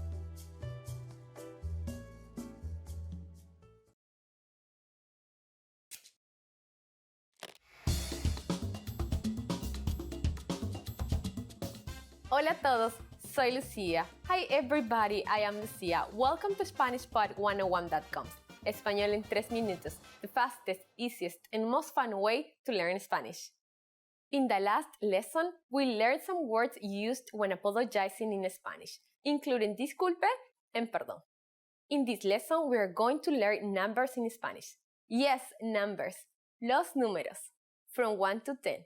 And you are going to learn them in only 3 minutes. 3 minutos. Are you ready? Let's start. 1, 1. 2, 2. 3, 3. 4, 4. 5, 5. 6, 6. 7, 7.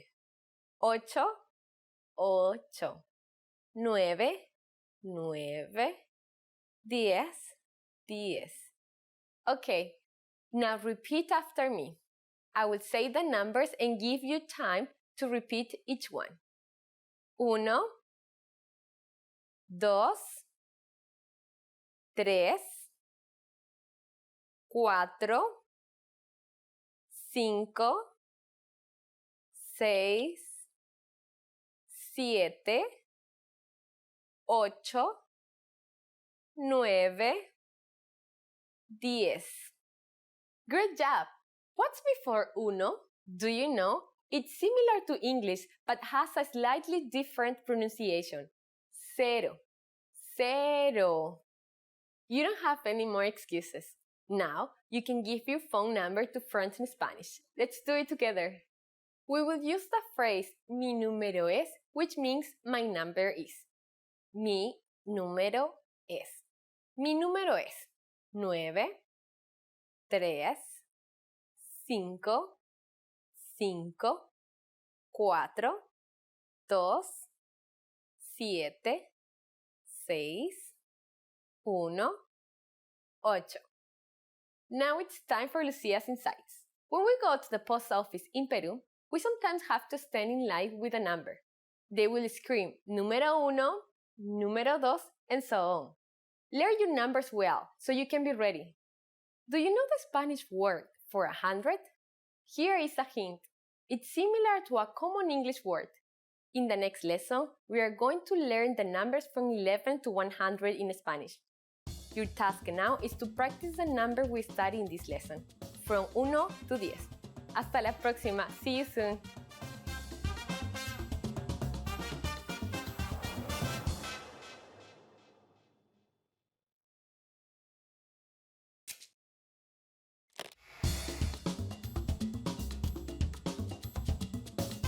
Hola a todos, soy Lucía. Hi everyone, I am Lucía. Welcome to SpanishPod101.com. Español en 3 minutos, the fastest, easiest, and most fun way to learn Spanish.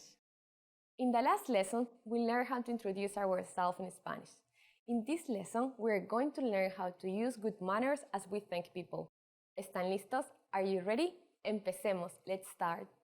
There are several ways to thank someone. Let's start with the easiest. It's just one word. Gracias. Gracias. Gracias means thank you. To say thank you very much, you just need to add muchas before it. Muchas means very or a lot. Muchas gracias. Muchas gracias. For a simple thanks, gracias will be enough. If you want to say more than just thanks, muchas gracias is good to use. Now, how do you respond to thank you in Spanish? It's easy. The most common way to say you're welcome is de nada. De nada. Nada means nothing. So, de nada literally means it's nothing. So we use it to mean you're welcome. So when someone says gracias to you, you can simply reply with de nada. Now it's time for Lucia's insights. If you're not sure about whether to use gracias or muchas gracias, keeping it simple is always your safest bet. You don't have to worry about formal or informal situations. Gracias can be used with just about anyone, anywhere, and at any time. Do you know how to say goodbye to your friends in Spanish? In our next lesson, we will learn these and other greetings. Hasta la próxima. See you then.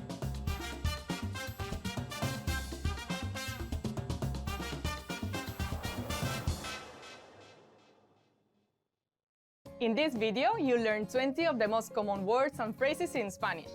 Hi everybody, my name is Rosa. Welcome to the 800 Core Spanish Words and Phrases video series. This series will teach you the 800 most common words and phrases in Spanish. But there's a twist. With each new lesson in this series, we'll include the previous lessons at the end. So after you've learned the new words and phrases, stick around and review what you learned in previous lessons. Reviewing is one of the most important parts of learning a language. You can also get the full list right now at SpanishPod101.com. Click the link in the description to access more example sentences, create your own flashcard deck, and finally master Spanish. Okay, let's get started. First is hola. Hello. Hola. Hola. Hello. Cuando conozco a alguien por primera vez, me gusta decir hola. When I first meet someone, I like to say hello. Cuando conozco a alguien por primera vez, me gusta decir hola. Disculpe. Excuse me. Disculpe. Disculpe. Excuse me. Disculpe, me gustaría ir al ayuntamiento. Excuse me, I'd like to go to the city hall. Disculpe, me gustaría ir al ayuntamiento. Lo siento. I'm sorry. Lo siento.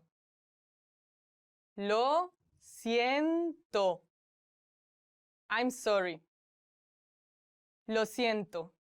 No está aquí ahora mismo. I'm sorry. He's not here right now. Lo siento. No está aquí ahora mismo. Buenas noches. Good night. Buenas noches. Buenas noches. Good night. Los niños vienen a la planta de abajo para decirnos buenas noches. The kids come downstairs to tell us good night.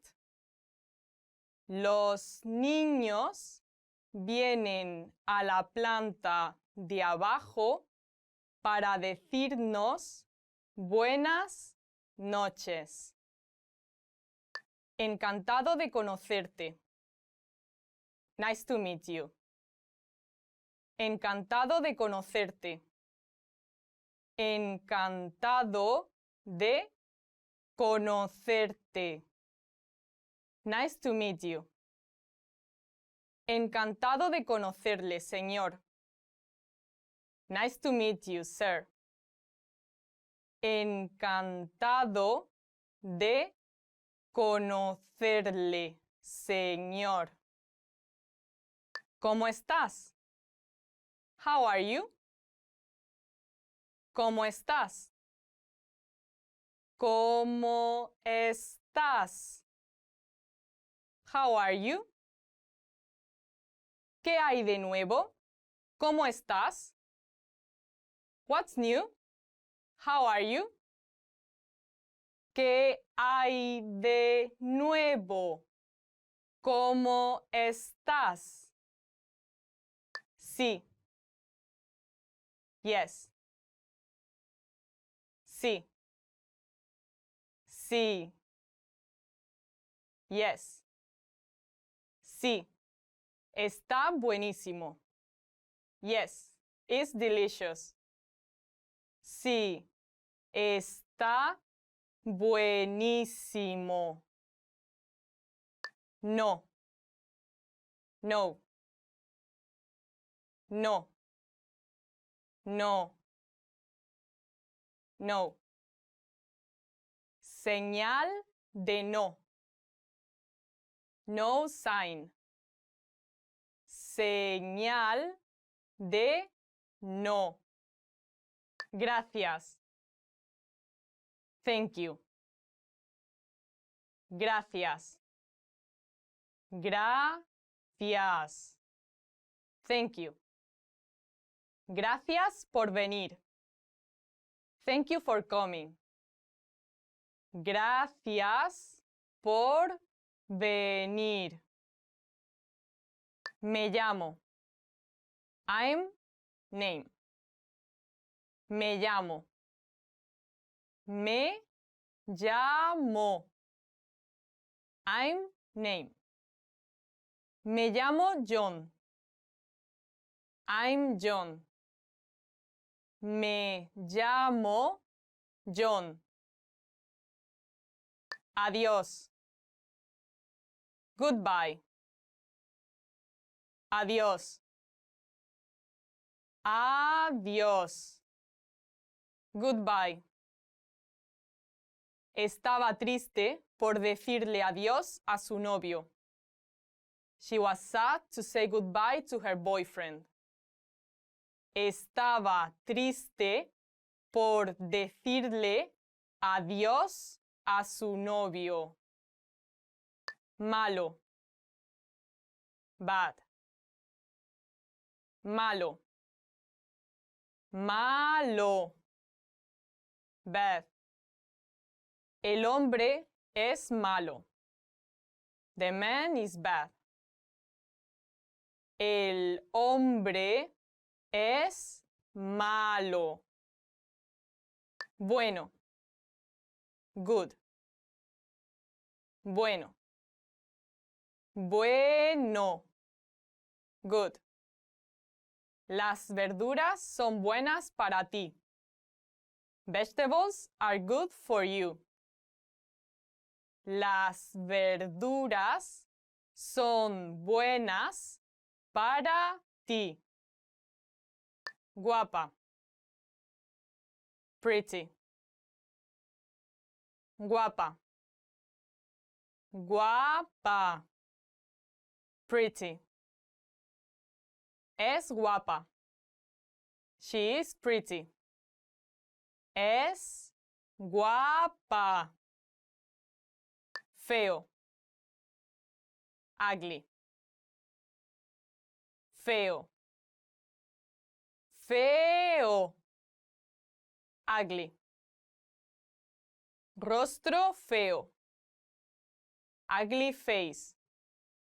Rostro feo. Fácil. Easy. Fácil. Fácil. Easy. Decisión fácil. Easy decision. Decisión fácil. Difícil. Difficult. Difícil. Difícil. Difficult. Muy difícil. Very difficult. Muy difícil. Cerca. Near. Cerca. Cerca. Near. La manzana está cerca de la naranja. The apple is near the orange. La manzana está cerca de la naranja. Lejos. Far. Lejos. Lejos. Far.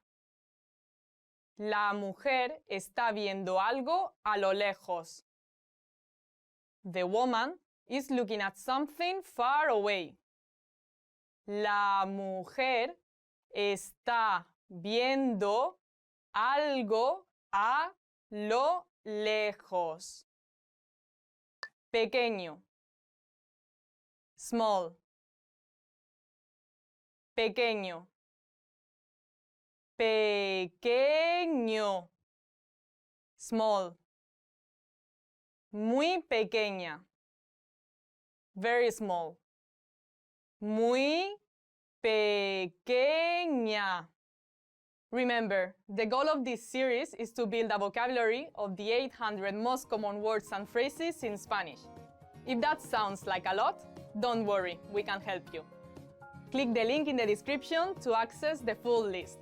You'll also get example sentences, custom flashcard text, and more learning resources at SpanishPod101.com. See you next time. Adiós. Hola, soy Brenda, tu profesora de español. Hoy vamos a ver una de las diferencias entre el pretérito y el imperfecto. Today we're going to have a look at one of the differences between the pretérito and el imperfecto. As you know, we have two different Spanish tenses for the simple past in Spanish, and that is the pretérito or pasado simple and the imperfecto. So one of the main differences that I always tell my students is that el pretérito is going to move the story forward. The story. Is that the pretérito is going to move the story forward. So the pretérito is the one that is going to tell the story. This happened, then this happened, then this happened, then this happened. On the other hand, el imperfecto is going to describe in a story, is going to describe the setting, how the characters, who was involved in the story, what was the day like? What was that person like? Who were you with? What were you feeling? So anything that is a description in a story in the past will use the imperfecto and not the pretérito. That's the main difference. So with the imperfecto, we're going to get information and we're going to describe the setting, the time, the people, the feelings, everything that is related to the description of the story.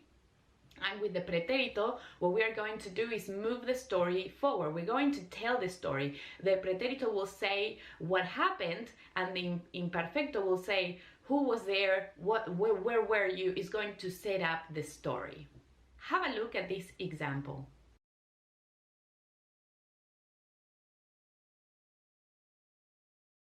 Eran las 2 de la mañana. Hacía mucho frío y llovía. Estaba con Romina en una habitación muy oscura que tenía muy poca luz. De repente escuchamos un ruido muy fuerte. Con miedo caminamos hasta la cocina. Encendimos la luz y vimos al gato del vecino. ¡Qué susto! Muy bien, so as you can see in this example, at the beginning I was describing the story, the setting of the story. What time it was, eran las 2 de la mañana. What was the weather like? Hacía frío y llovía. Who I was with, estaba con Romina. Where were we? En una habitación muy oscura que tenía poca luz. So I'm describing the room. Can you see? Now I have a question for you. What happened? Up until that point, absolutely nothing. We're just describing the setting, and that's why we are using the imperfecto. Now is when the story starts, and I'm going to tell you what actually happened, and I'm going to use the pretérito for that. I said, de repente. That's a great clue that will tell us specifically that we're going to use the pretérito. We're talking about a story, something that happened. De repente, escuchamos un ruido. We heard a noise. Okay, that's something that happened, number one. Caminamos hasta la cocina. Okay, so we walked there. Encendimos la luz. We turned the light on. Vimos al gato del vecino. We saw the neighbor's cat. So as you can see, all these actions were in the pretérito because we're telling the story, we're moving the story forward, we're telling you what happened. Muy bien, estudiantes. I really hope that you can understand a little bit better this aspect and the main differences in storytelling specifically when we use the pretérito versus when we use the imperfecto. Muchas gracias. Thank you so much for watching, and I will see you next class. Adios.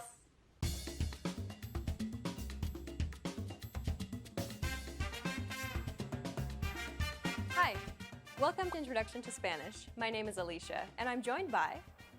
Hi everyone, I'm Leah. In this lesson, you'll learn the basics of Spanish grammar. Word order refers to the order in which words are structured to form a sentence in a given language. Consider the English sentence, I read books. If we break down the English sentence, I read books, we can see that the subject I is presented first, followed by the verb read, and then finally the object, books, is positioned last. The basic word order for English, then, is subject, verb, object, or SVO for short. Now, let's compare that same sentence, I read books, in Spanish. Yo leo libros. If we break down the Spanish sentence, we get the subject, yo, meaning I. Then comes the verb, leo, meaning read. And finally, we have the object, libros, meaning books. The word order for basic Spanish, then, is subject, verb, object, or SVO for short. As you can see, the word order for sentences in Spanish is the same as that of English. This means that you can essentially swap out English words for Spanish words in an English sentence to convert it to Spanish. So imagine you wanted to say, I ate an apple, but in Spanish. Just swap out the words. I in Spanish is yo. Ate in Spanish is comí. An is una, and apple is manzana. Altogether, it's yo comí una manzana. So, I ate an apple in Spanish is yo comí una manzana. You can form nearly all basic sentences in Spanish just by following the SVO word order. We just saw how easy it was to form basic sentences in Spanish and how similar it was to forming basic English sentences. Luckily, it's actually even easier to form sentences in Spanish than it is in English. That's because Spanish is much more flexible when it comes to word order compared to English. Let's go back to the two examples we used earlier. More often than not, if we wanted to say, I read books and I ate an apple in Spanish, we would not usually say, yo leo libros, yo comí una manzana. But instead, we would just say, leo libros, comí una manzana. Notice how the subject I is omitted from the sentence. This is how most Spanish sentences are constructed and spoken in real life. When it's clear who or what the subject is, most Spanish speakers would omit the subject altogether. Yo leo libros and yo comí una manzana would only be used if the subject is unclear or if you wanted to place a stronger emphasis on the subject, as if to say, I am the one who reads books, or I was the one who ate the apple. So, most of the time, we can actually express any simple action in Spanish with just two words, the verb and the object in Spanish. So far, we've only looked at affirmative sentences in Spanish. But what if you wanted to make the sentence negative? Well, that's very easy as well. All you have to do is just add no before the verb and that's it. So, I don't read books would be no leo libros. Same thing for I didn't eat an apple. Just add no before the verb. No comí una manzana. And that's all there is to it. Once again, it's much simpler to form questions in Spanish than it is in English. There's actually a variety of different methods of forming a question in Spanish.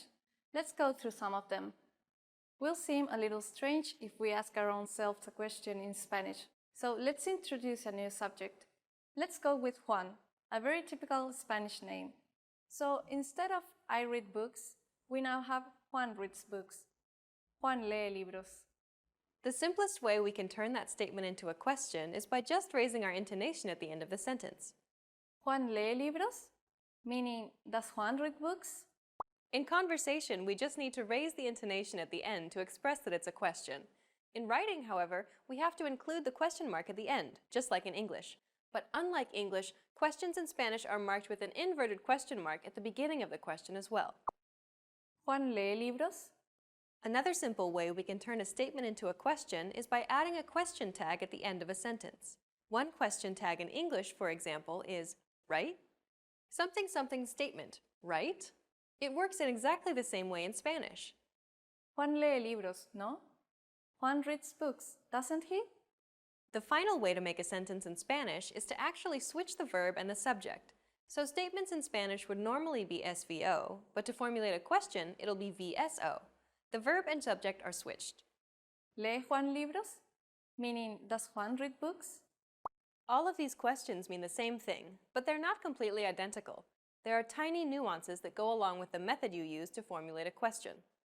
The first and last examples appear to have exactly the same meaning, but Juan lee libros places a greater emphasis on Juan because the subject appears first in the sentence, as opposed to lee Juan libros, where the emphasis is on the verb. As you can see, there are many ways to form basic questions in Spanish. In this lesson, you learned about the word order of Spanish, how to form affirmative and negative sentences, about the omission of the subject, and how to form questions. We've covered only the very basics of Spanish grammar. If you're interested in learning more, check out our Spanish in 3 Minutes video series. In that course, we teach you useful phrases while covering the fundamentals of Spanish grammar, and each lesson is only 3 minutes long. In the next lesson, we'll introduce you to the basics of Spanish writing. See you in the next lesson. Bye! Bye!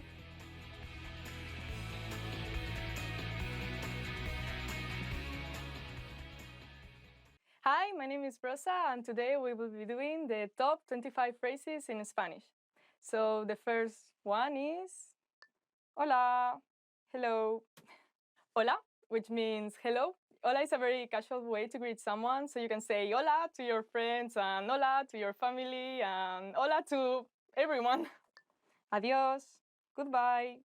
Adios is goodbye. I don't know why, but to me, adios sounds a bit harsh, so I don't really like saying adios. It sounds like you're not going to see that person again, maybe.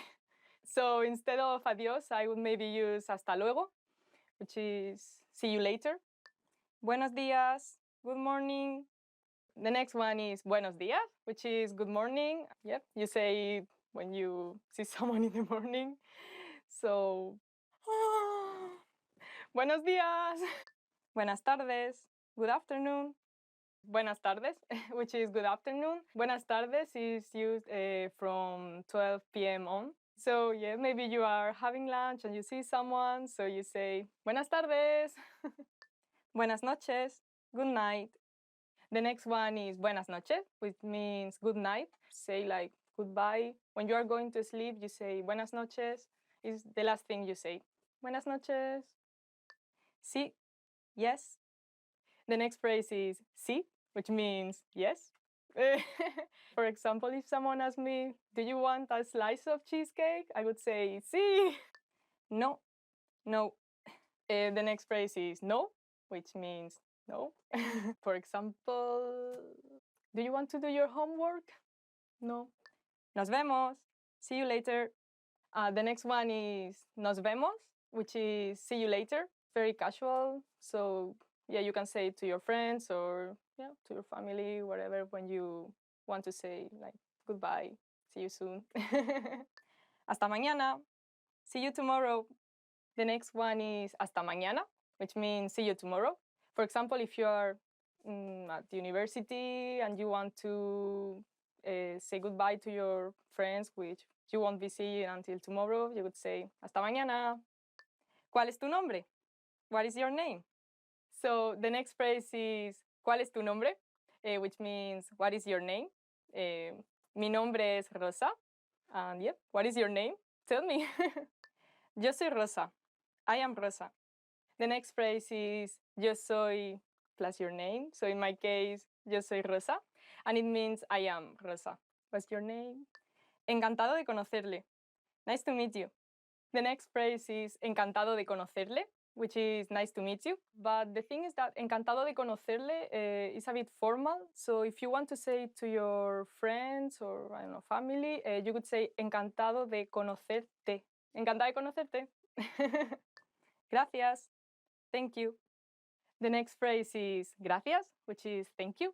If you want to say thank you very much, you say muchas gracias. Thank you for watching this video. Gracias por ver este video. Thank you. De nada. You're welcome. And the next phrase is de nada, which means you're welcome.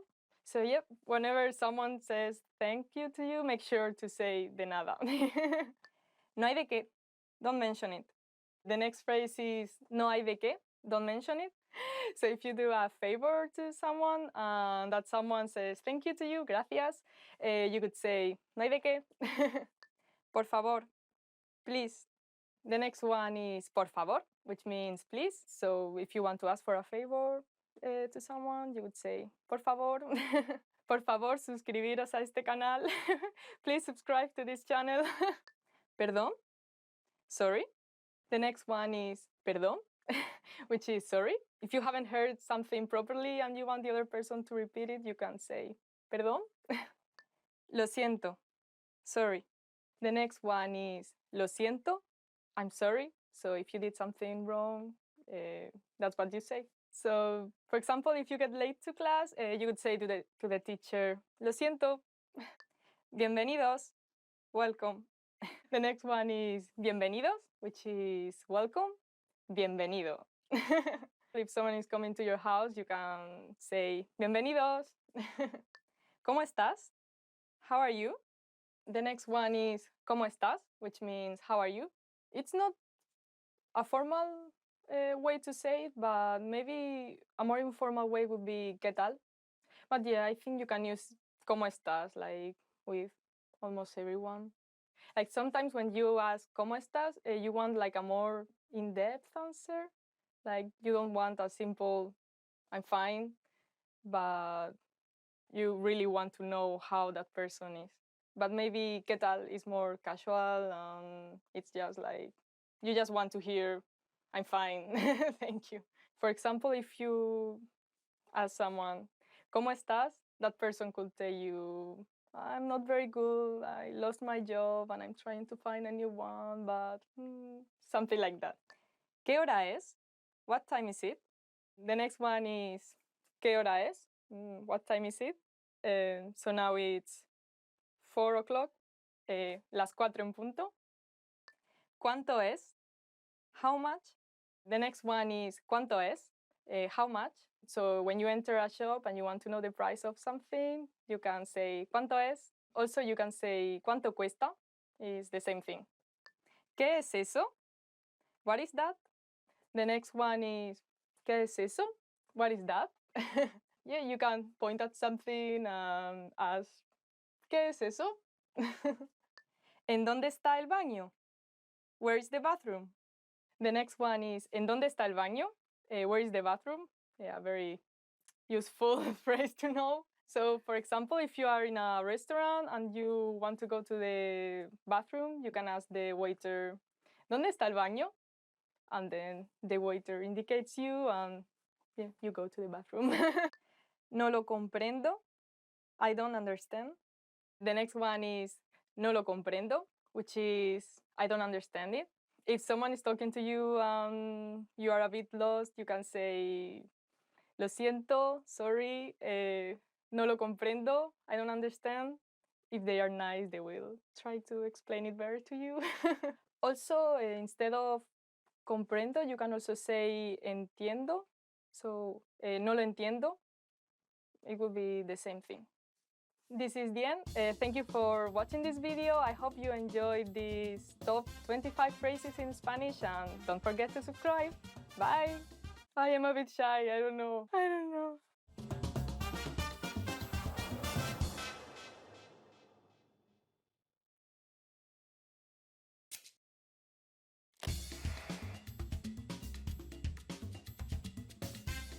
Welcome to SpanishPod101.com. Español en 3 minutos. The fastest, easiest, and most fun way to learn Spanish. Hola, soy Lucia. Mucho gusto. Hi, I'm Lucia. Nice to meet you. In this series, we're going to learn basic Spanish phrases. It's super easy and it only takes 3 minutes. In this lesson, you're going to learn how to introduce yourself in Spanish. You will be surprised at how easy it is. Are you ready? Listen again to my introduction. Hola, soy Lucia. Mucho gusto. Hi, I'm Lucia. Nice to meet you. Hola, soy Lucia. Mucho gusto. The first word is hola, which means hi or hello. After that comes soy, which means I am. Hola, soy, and then your name. Hola, soy Lucia means hi, I'm Lucia. Finally, say mucho gusto, which means nice to meet you. So all together it is, hola, soy Lucia, mucho gusto. Hi, I'm Lucia, nice to meet you. It's a polite and common way to greet someone. There is also another way to say your name. Instead of soy Lucia, you could say me llamo Lucia. Me llamo literally means I call myself, but we use it to mean my name is. Hola, me llamo Lucia. Mucho gusto. Hi, my name is Lucia. Nice to meet you. Hola, me llamo Lucia. Mucho gusto. Again, let's take a look at these two ways to introduce yourself. Hola, soy Lucia. Mucho gusto. Hi, I'm Lucia. Nice to meet you. Hola, me llamo Lucia. Mucho gusto. Hi, my name is Lucia. Nice to meet you. Now it's time for Lucia's Insights. People in Spanish-speaking countries greet each other by shaking hands. But depending on the situation, we often kiss each other on the cheek. So don't be surprised if this happens to you. Do you know how we say thank you in Spanish? You will learn how to say these and many other words in the next lesson. Hasta la próxima. See you then.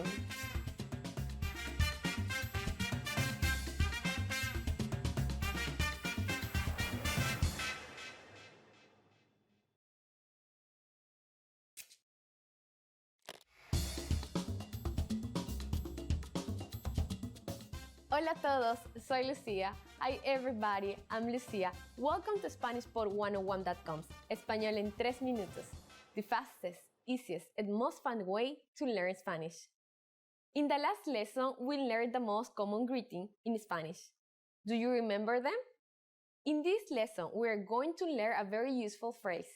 Do you speak English? If you're in a situation where you need help in English, this phrase can be a lifesaver. Here is a formal way to say it. ¿Habla inglés? ¿Habla inglés?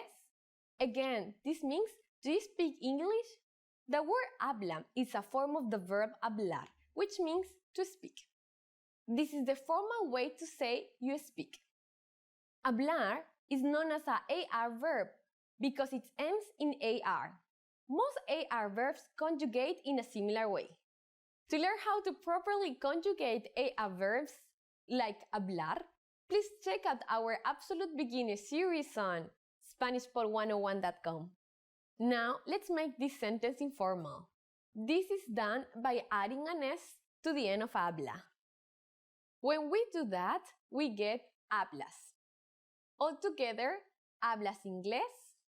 ¿Hablas inglés? This is the informal way to ask, do you speak English? The responses you receive could be one of these three. Sí, hablo inglés. Yes, I speak English. Sí, hablo inglés. Sí, hablo un poco. Yes, I speak a little. Sí, hablo un poco. No, no hablo inglés. No, I don't speak English. No hablo inglés. In all of these, hablo means I speak. In the last one, we have no hablo, which is the negative form. It means I don't speak. Now it's time for Lucia's Insights. If you want to ask about a different language, just change the word inglés. Here are some language names to get you started. Italiano for Italian. Ruso for Russian. Francés for French. Alemán for German. Do you know how to say I'm sorry in Spanish? In the next lesson, you will learn how to apologize and more. Hasta la próxima. See you then.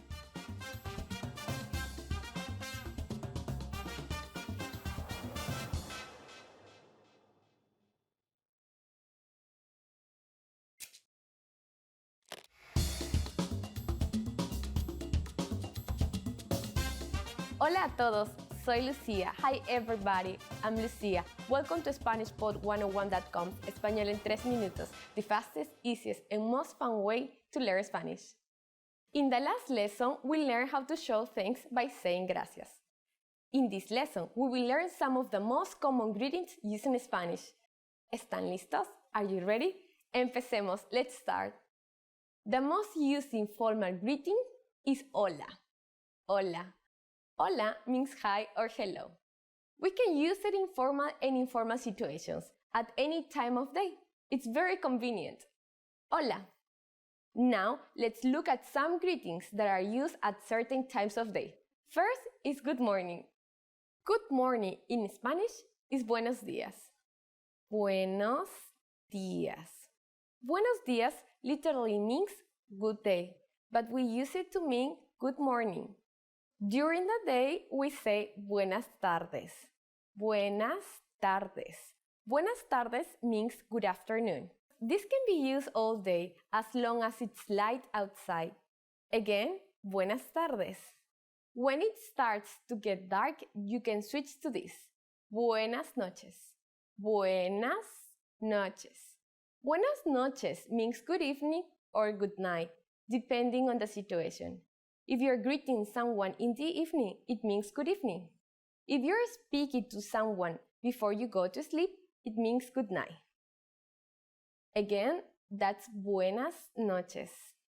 Now, you can greet people in many different ways in Spanish. Let's review them all again. As a general greeting, hola. In the morning, buenos días. In the afternoon or during the day, buenas tardes. In the evening or at night, buenas noches. Pretty easy, right? Now it's time for Lucia's insights. If you're not sure which greeting is right to use, buenos días, buenas tardes, or buenas noches, just remember that hola can be used at any time of day. During the next lesson, you will learn the meaning of habla inglés. Do you already know it? In our next lesson, you will learn this phrase and more. Hasta la próxima. See you then.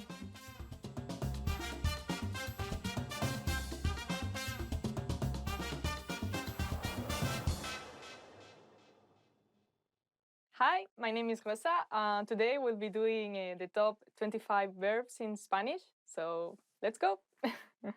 Ser, be. The first one is ser, which is the verb to be. To be is more related to who you are. Like, for example, I am Rosa, yo soy Rosa, quiero ser una ilustradora. I want to be an illustrator, but I don't draw very well, so I don't know. Estar, be. The next one is estar, which is also to be. So you can use it, for example, if you are in a place. I'm in a café. Estoy en una cafetería. I am happy. Estoy contenta. The adjectives you use with estar speak of something like more transitory. But when you use the verb ser, the last one, it's about something more permanent. So, for example, yo soy Rosa, I am Rosa, and I will be Rosa tomorrow and the day after tomorrow. But, for example, it is cloudy, está nublado with the verb estar. It doesn't mean that tomorrow it will also be cloudy. Ir, go. The next one is ir, to go. So ir is an irregular verb, so the conjugation is a bit different. I am going to do something. Voy a hacer algo. Venir, come. The next one is venir, which is come. He comes at 7. Él viene a las 7. And that means that he comes to this place where I am now. Tomar, take. The next one is tomar, which means take. You grab something. ¿Tomas algo? Yo tomo mi botella de agua. I take my bottle of water. Comer, eat. Well, I love this one. The next one is comer, which is eat. I like eating too much. Me gusta comer demasiado. I love also like sweet potatoes. Usar, use. The next one is usar, which means use. Ropa usada, used clothes. Uso mi teléfono. I use my mobile phone. Yeah, I bought it yesterday. I use my ears to listen. Uso mis orejas para escuchar. Where I live is a very small city, so I don't use a car. No uso un coche, but I use my feet. Uso mis piernas. Querer, want, desire, love. So the next one is querer, which can be translated as want, desire, love. For example, I love you is te quiero. But for example, you can also say, I want an ice cream. Quiero un helado. I want to be a singer. Quiero ser cantante. Yeah, I like singing too. Hacer, do. The next one is hacer, which means to do. So you can, for example, do your homework, hacer los deberes. You could also translate it as make. We don't differentiate between do and make in Spanish. For example, if you make a soup, you could say hacer una sopa. I look like a witch. Exercise.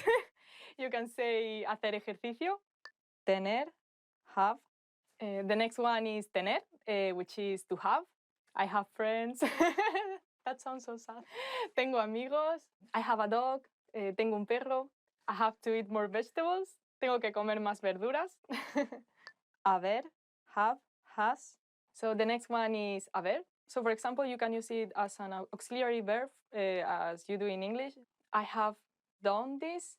Yo he, from the verb haber, hecho esto. You can also use it by itself. There is. Hay chocolate en el armario. There's chocolate in the cupboard. Gustar, like. The next one is gustar, which means like. I like you. Me gustas. Me gusta pasear. I like going for a walk. Dar, give. The next one is dar, which means to give. I give you my favorite book.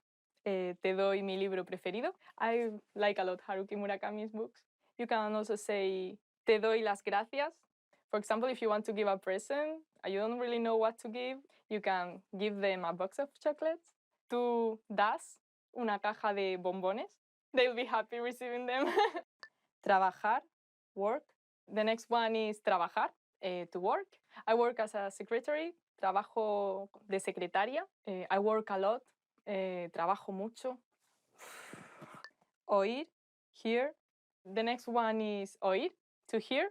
You are receiving sounds, but it doesn't mean that you're like paying a lot of attention to that. I hear the birds when I wake up. Oigo a los pájaros cuando me levanto. Escuchar, listen. The next one is escuchar, which means to listen. So in this case, you are like paying attention to that you're hearing. I like listening to music while I study. Me gusta escuchar música mientras estudio. Hablar, speak, talk. The next one is hablar, which means to speak and talk. I speak Spanish, hablo español. I talk to my friends, hablo con mis amigas. Antes tenía el pelo muy largo, pero un fin de semana se me fue un poco la cabeza y decidí pegarme un tijeretazo y ahora tengo el pelo así bastante corto. Ver, see, understand. The next one is ver, which means to see and understand. I see you, te veo. Veo esa serie todos los días.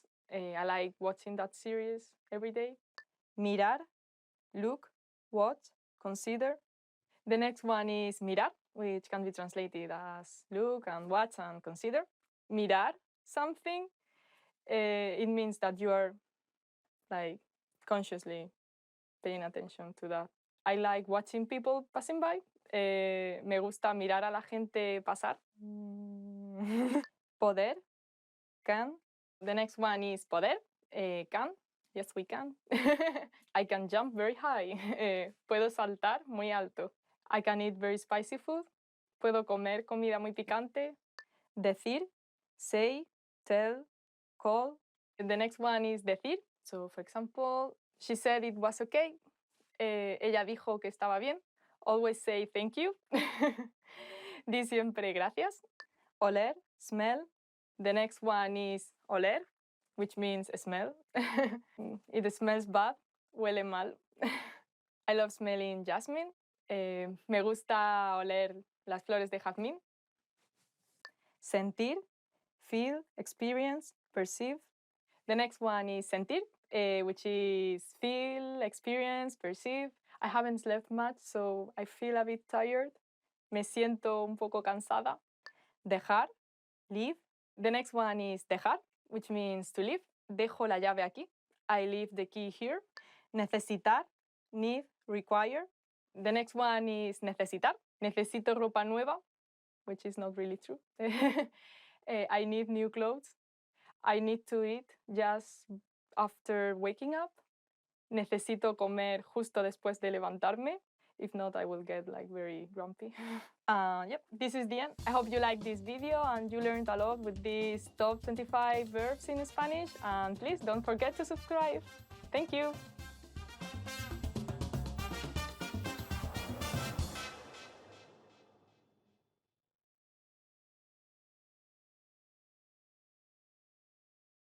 Remember, here's what you can do to learn all of these words by heart. Drill these words with our spaced repetition flashcards, which will help cement these words into your long-term memory. Save them to the word bank, your personal vocabulary collection, where you can print out your own study sheets, or review the words with our looped vocabulary slideshow, and play it until you know all of the words. So click the link in the description right now and sign up for your free lifetime account to get these lessons and study tools.